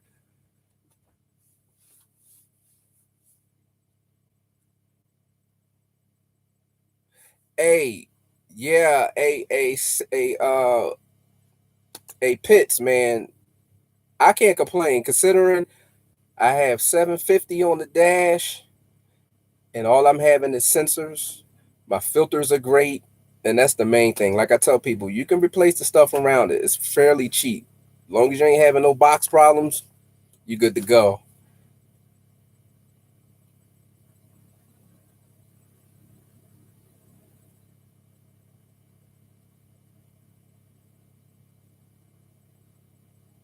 Okay, see, Big Daddy, when you said you didn't see the point of leasing, I was kind of lost because I'm like, well, that's what you'd be doing at Landstar. So maybe we was kind of missed the signal somewhere.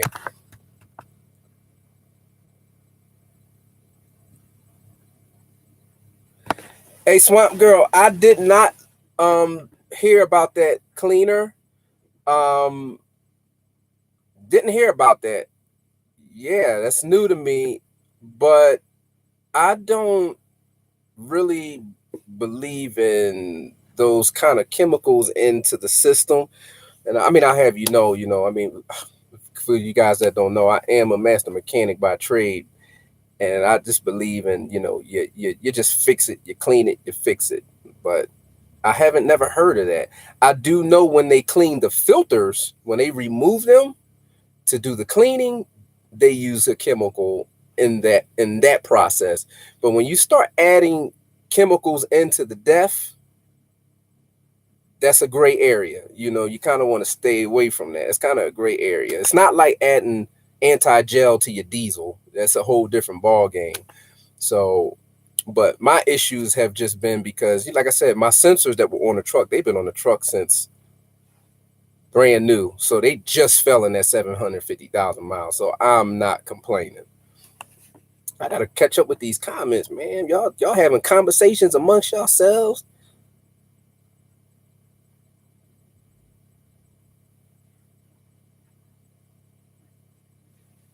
That's what's up, Sticks, man. I appreciate you, man. I appreciate you.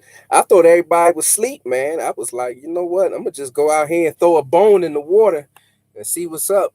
And I'm glad y'all came and showed some love. I believe we all need to have this outlet, man, so we can talk, man, and everybody can share because a lot of times we all be up and it'd be like nothing to do, you know what I'm saying? And I think this is the time that we should be sharing ideas and educating each other, man. So appreciate y'all coming in, man, and spending some time and having some laughs.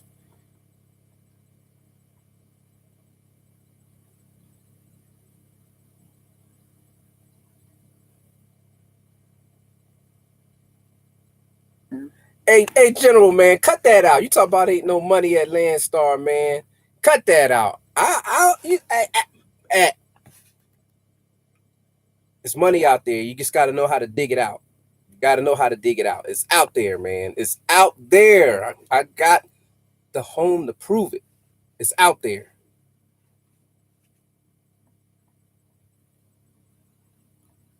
So Swamp Girl, you said it cleans pretty good. I gotta check it out. You know what I'm saying? I mean, it's not talked about much, so I need to check out this cleaner. I'm at the Google this thing. I'm gonna do that right now.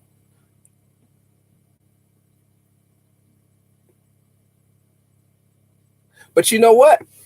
Lucas makes the best products. I've been a Lucas user for years, so I wouldn't be surprised. I didn't realize that it said Lucas. I was reading too quick. Lucas is the shit dit.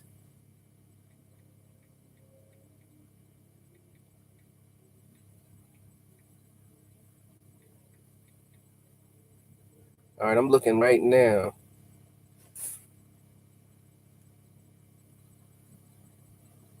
Wow. Okay, we'll check it out. All right, I see it. Diesel Deep Clean.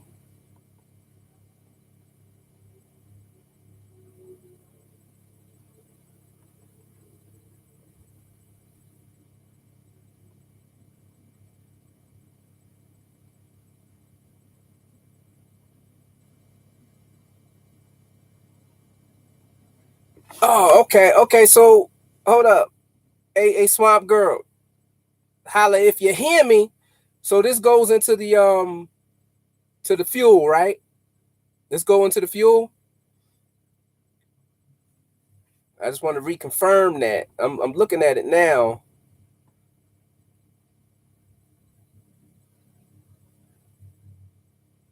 Okay, General. I mean, hey, Big Daddy. I see what you're saying now. Wasn't no point at least with them. All right, because I was throwed off a little bit. I'm catching up with y'all comments here. I'm catching up, catching up.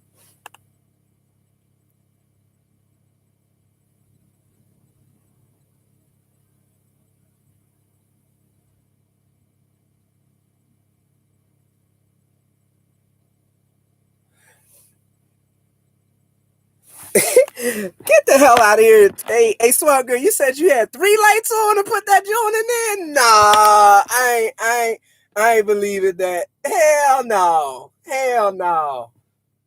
She said she put a bottle of that joint. Nah.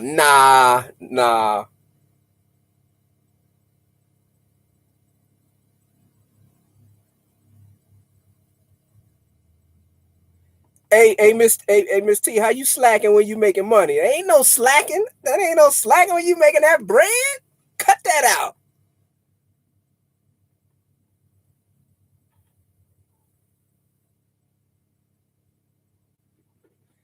Hey, Candace, were you referring that question to me about did I put the truck under me or under my business? If you were, it's under my business. Everything's under my business. I have nothing under me. As a matter of fact, even one for taxes, when I did my taxes, I put the truck under my holdings company, and the holding company leased the truck to the business, so that way it was another write off. But that's another video.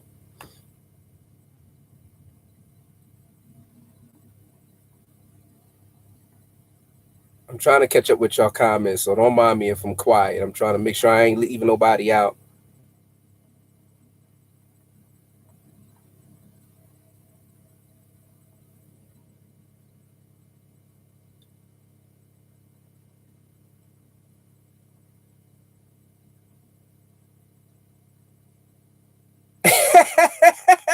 Hey, Sticks and Clutch, you stay stop advancing that $1,000.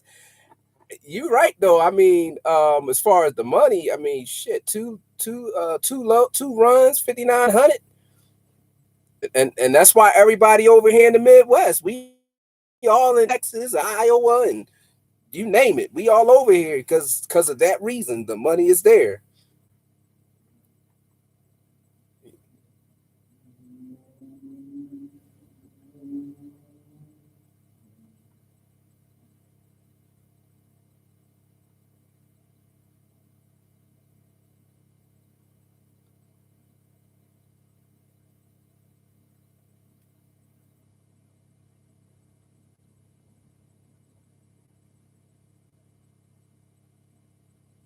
Hey, you say that Monday they You don't sleep watching the board for that Monday heavy money.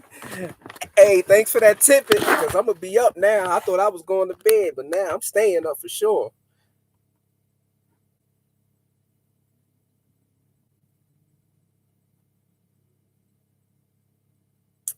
Oh, hey, General Maximus. See, man, you gonna come in and crash the party. Talk about it ain't no money, taking the money, taking too much. Come on, man. Look, you'd have to give that percentage to somebody, even if for the amount that they're taking, you can't even really barely afford insurance with it. So and if you can't make it off of 14 to 15, $20,000 a month take home, something wrong.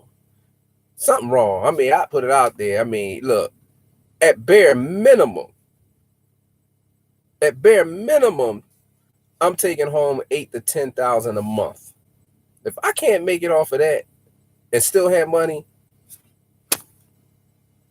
then I don't know what making money is. I don't know, y'all. I mean, am I tripping here or what? And some of y'all that's teaming, running circles around those numbers take home. So if that ain't money, I don't know what money is then, I guess.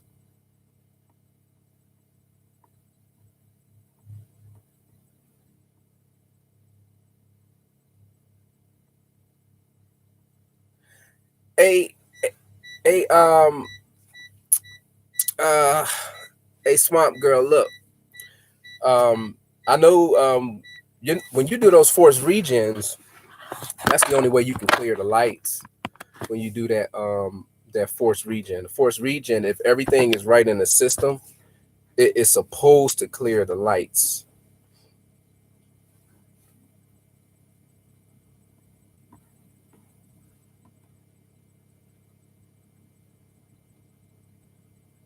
You know what? I ain't figured out, hey General man, I ain't figured out how to how to exactly to maximize them load alerts. Like, do you just click on load alerts and they supposed to work? Like, I never really got that to really work for my benefit yet. Maybe I'm not doing it right.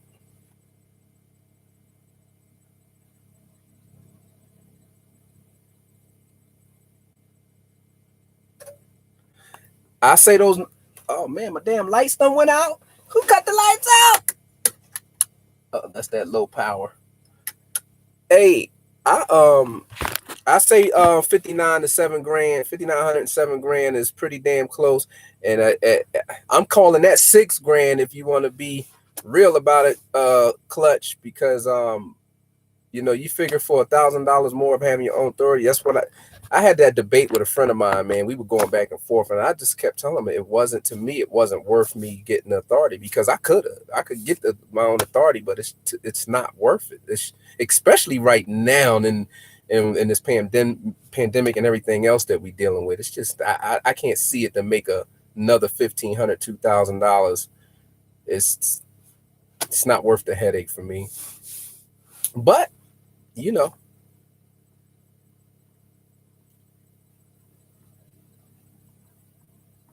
I know. And actually, my battery ain't that low, Swamp Girl. I think it's the parameters in the computer is set so low that I think if my battery hits like 12.3, it's cutting off. But then, I got an APU on my truck. My APU will start right up and charge the batteries up. So it sucks. Like, and I need to just go in there and change the parameters, but I ain't doing all that. I just hit the button and cut the lights back on. It ain't even worth it.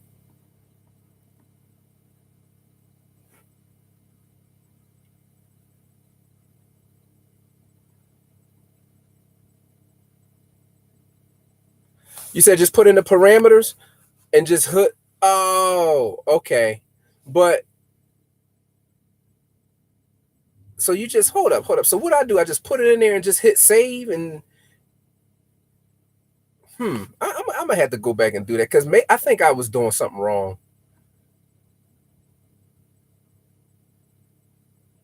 Swamp Girl, I do got an APU on there on my truck. Tri-Pack, baby. Oh, actually the truck came with it. It was bought, it was made with it. It's been on it since it's been brand new.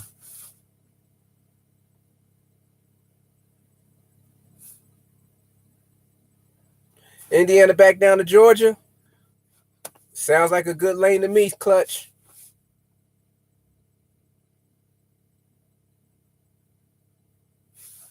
No, y'all, I got an APU on my truck. I said it. I got an APU. I got an APU. I got an APU. Tri-Pack Thermo King APU. It's been on the truck since I bought the truck, and it was made with the truck. They had this truck ordered with it, so we got that covered. Matter of fact, I just serviced that damn APU. Did videos on that. For those who want to know how to do it, save yourself some money because Tri-Pack, Thermo King be trying to knock your head off to change your oil, man. I'm trying to tell you.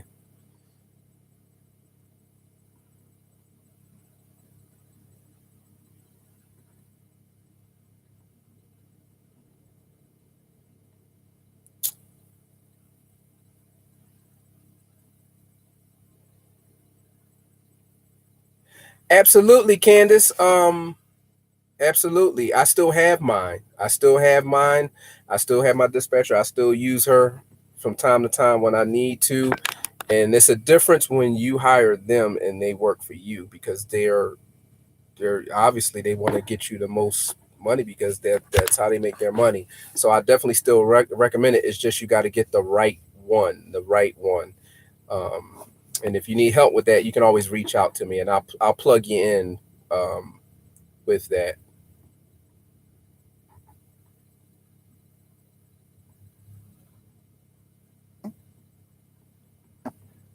You done got that. See, General, you got that dedicated money, boy. Look at here over there talking junk, stirring up the pot with that dedicated money.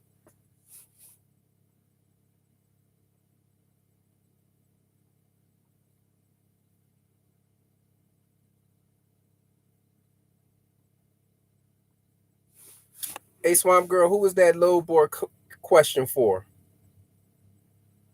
I think that was Landstar board she's talking about though. We were talking about the Landstar board with the load alerts.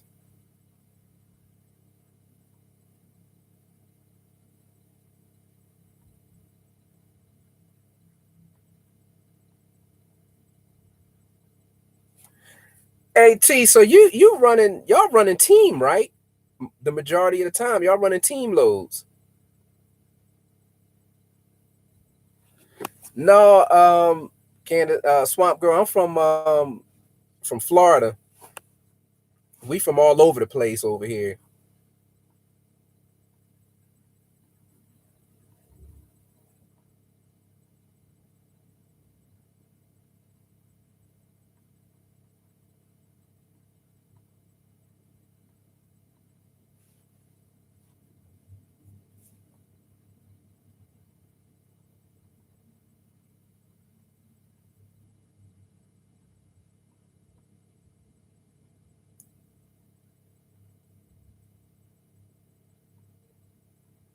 No worries, Candace. No worry.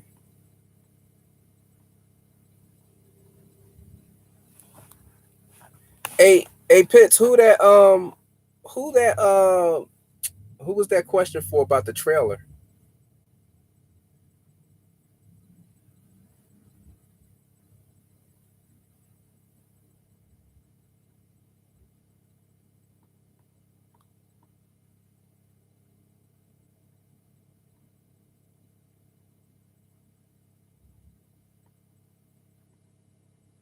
I run Pitts. I run the company trailers. I like to do a lot of dropping hooks, man, and you know, and that's pretty much the main reason why I do that. In general, I service mostly everything on my truck myself. It's not too much that I take it in for. If you guys been watching any of my other videos, I have the actual dealer software, the laptop, and everything. So I do all my programming, all my diagnostics, all of my everything. Only thing I take the truck in for is big stuff. The last big thing I took the truck in for was to get the clutch done. But anything else, valve adjustments, parts mounted to the engine, anything like that, I'm going to do it myself. and a lot of it I can be done myself. And the APU ain't nothing but a little small mini diesel engine, and that's really nothing to work on. And I actually just replaced the starter on that, which I did a video on that too. That was a pain in the ass. Thermo King wanted $600 to do it, which after I'd done it, I really didn't think it was a bad price because that was 600 with the starter. I ended up getting the starter for like $100. Thermo King wanted $350. So yeah, go figure.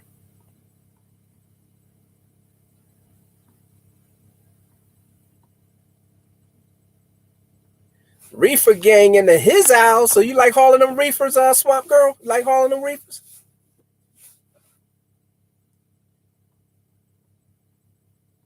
No, Pitts. I'm pulling box. I'm pulling box.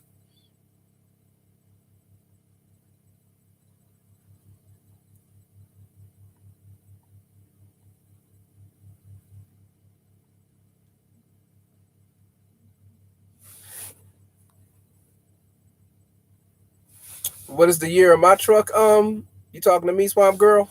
Mine's is 13.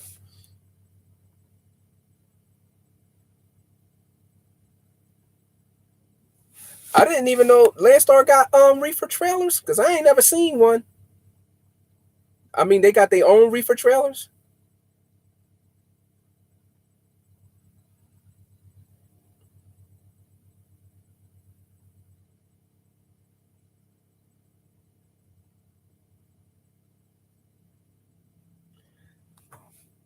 Miss T you Florida in the house. Whoop whoop. Florida in his house.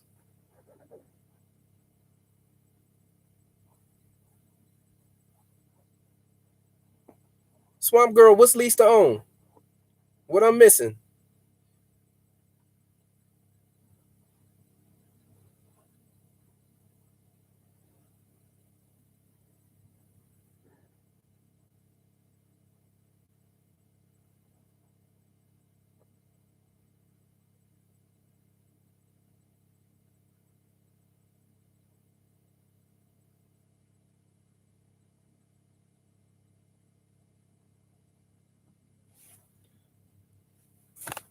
Uh-oh. Cocoa Beach into his house. Jacksonville into his house. But I done moved to I moved to Green Cove Springs, but you know, it's right next door. Right next door.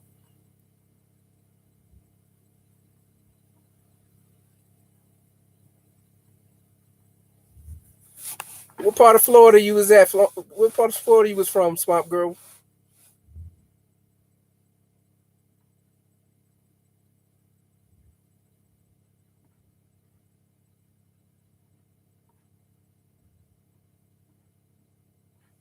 I had to catch up with y'all, boy. Y'all typing fast and I could talk, having the conversations amongst ourselves. I'm all back in the back in the back. Oh, Hollywood, boy, I take a lot of loads out there. You right next door to Miami. I hate going out there in the truck though. Gosh, I hate going out there. But the loads be paying good when they coming from up top. Like I catch a good Ohio load going up to Hollywood or in the Miami. Them loads be nice, man. Edgewood, Duval. You say what you know about the Don? Hey, it's rough over there, boy. Look at here. It's rough over there. Them boys ain't no joke down there, Pitts.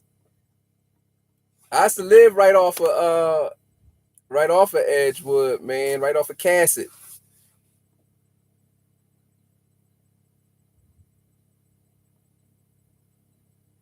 Hey, Swamp Girl, I'm new to this. I don't even know how to do that. I don't even know how to do it yet. This is my first stream, and I wasn't expecting for it to be this long, and I wasn't expecting for everybody to join either. So I got to go back and figure out how to do that.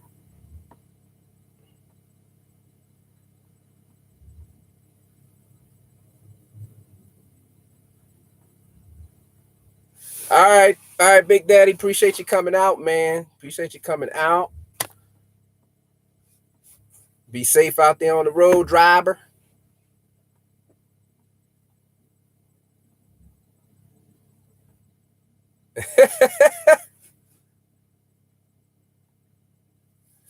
Candace say you pull for the double E's, huh?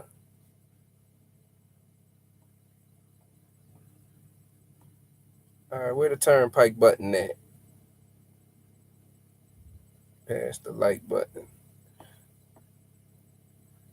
All right. No. Oh, wait a minute. What's this? No, that ain't it. No. I don't see. Well, that ain't working on mine's, Swamp Girl. That ain't working. What the hell?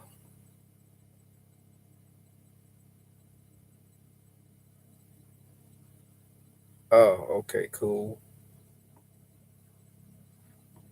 Cool. Toggle time. Stamps. Pop out chat.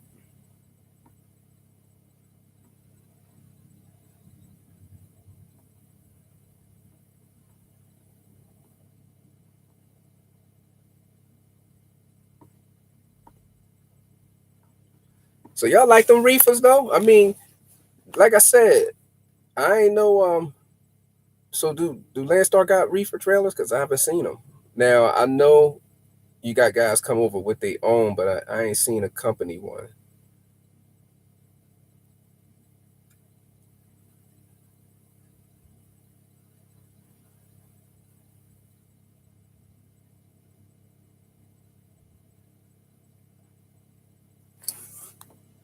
Toggle times. Okay, let me look at that.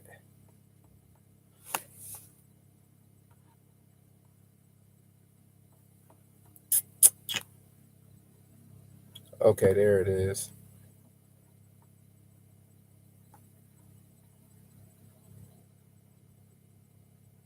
All right, I got the toggle times, Swamp Girl. I got the toggle times. Let me see if I can. Bam. Oh, okay. Okay. What's them rates like on them sleeper lows though? I mean, on them reefer lows, what them rates looking like?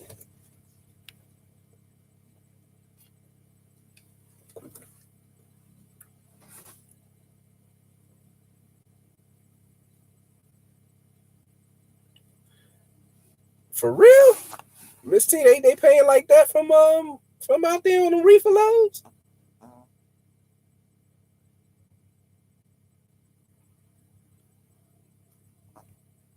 You ain't tell me you was pulling reefer now your own.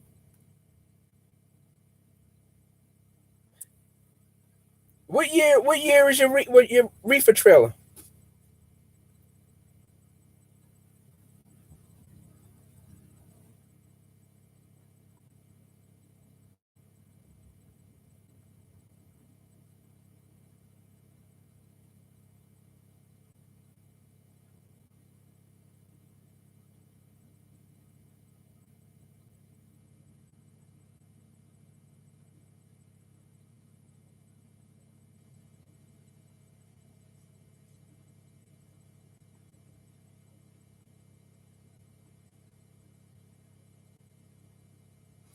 Ah, okay. Okay. Well, I mean, high threes is a lot better than the dry right now. I mean, you find them the high threes here and there, but it's going to be mostly hazmat. So I guess that ain't bad for reefer at all.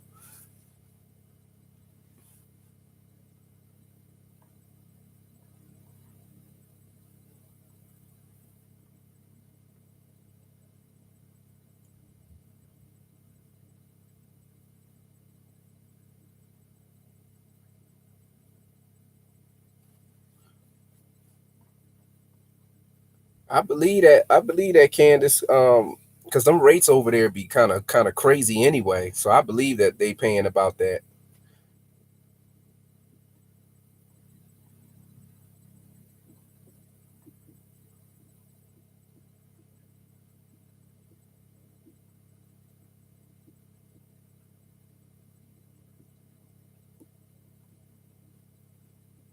What's the circulating floor?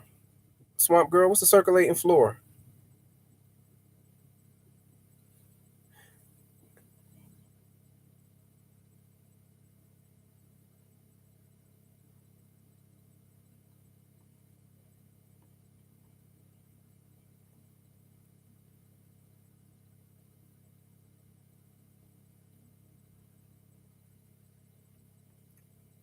Miss T, you told me something new. That's actually low.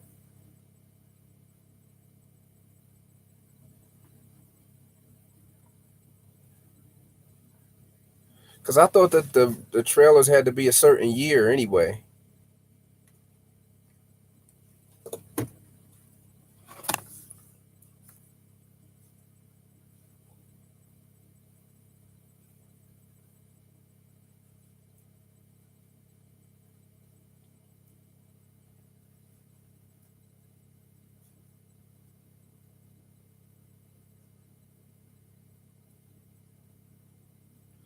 Yeah, a swamp girl, what's that circulating floor?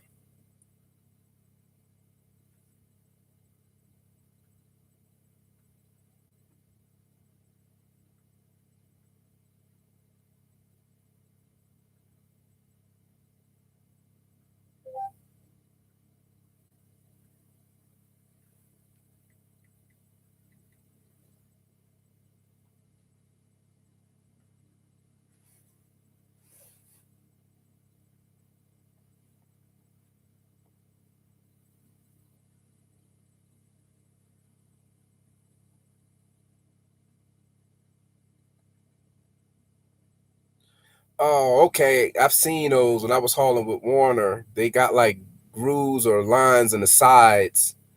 And plus I think it allows for stuff to run out, run down or something like that.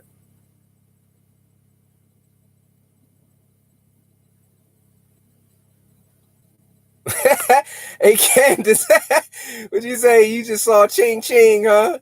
I know that's right, coming from Swift.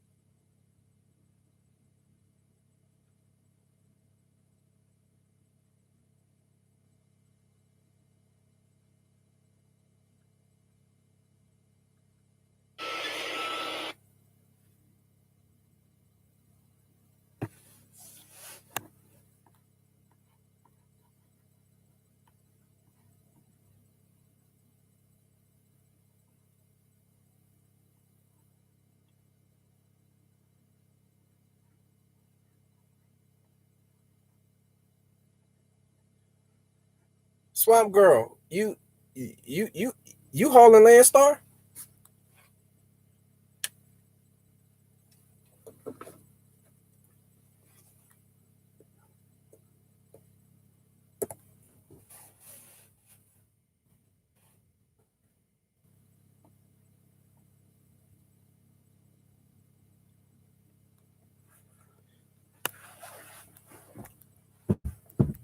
Hey, Swamp Girl, you hauling Landstar?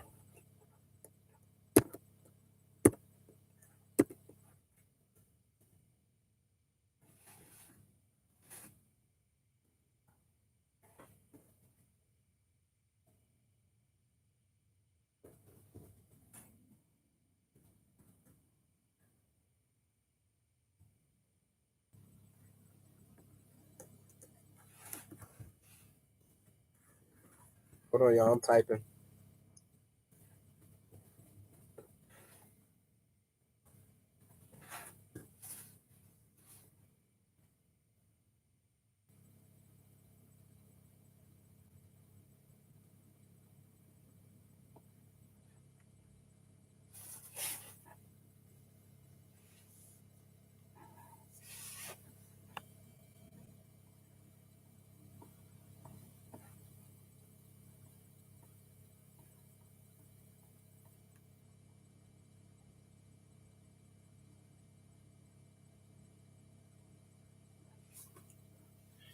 Hey, now that's a new one, Candace. That's a new one. Landstar Hazmat Reefer. That's a new one.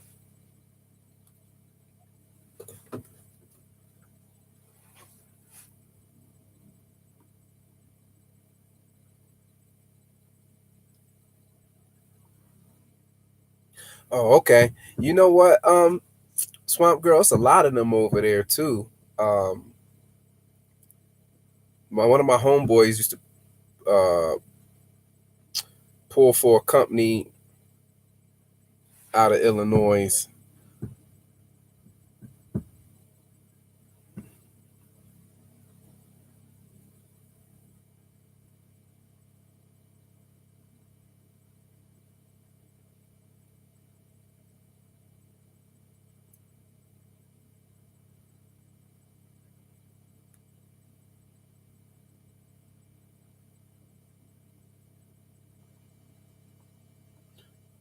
What you say, Pitts? No football, no food,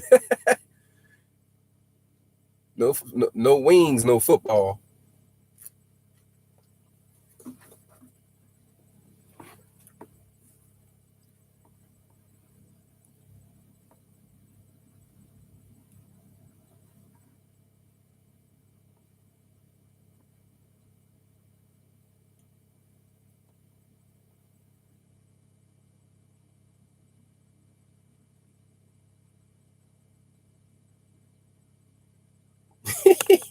That's a hell of a typo.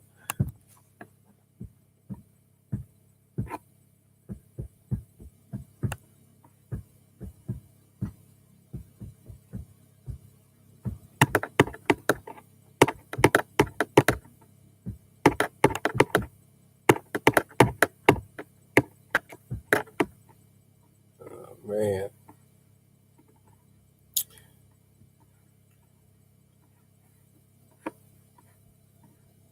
Well, y'all, we are at 2 hours up here busting it up. And I guess I better go ahead and close this stream down. Um, I don't want to kill y'all conversations, man. Just having some good conversations. But I'm going to be posting. I'm going to let y'all know what I find tomorrow because I'm going to surely be up early looking at this board to see what is out here tomorrow, which direction I'm going. And look for me tomorrow night. I will be back on and we will continue this. Oh, no worries, no worries. No worries, Candace. I appreciate your time. I appreciate all you guys' time. This was cool, and it was good to share some ideas. Shout out to Swamp Girl giving me that input on that deep clean. I'm gonna try that. I'm definitely gonna try it now that I know it goes in diesel. Same to you, Mr. Pitts. Be safe. Take it down. Hopefully, I can get this truck unloaded early enough tomorrow. And like I said, I'll be back tomorrow, guys. And I'm going to update you guys during the day. I got to get my coolant reservoir repaired because it's leaking out the cap. So I got to find a Freightliner dealer so I can get that taken care of. So I will be sending out some content for you guys. And also, I want y'all to be safe, man. Stay away from the crazy. Keep all 18 on the black top. And stay away from the crazies. And y'all have a rest of y'all night is great and good and all that good stuff. Peace out.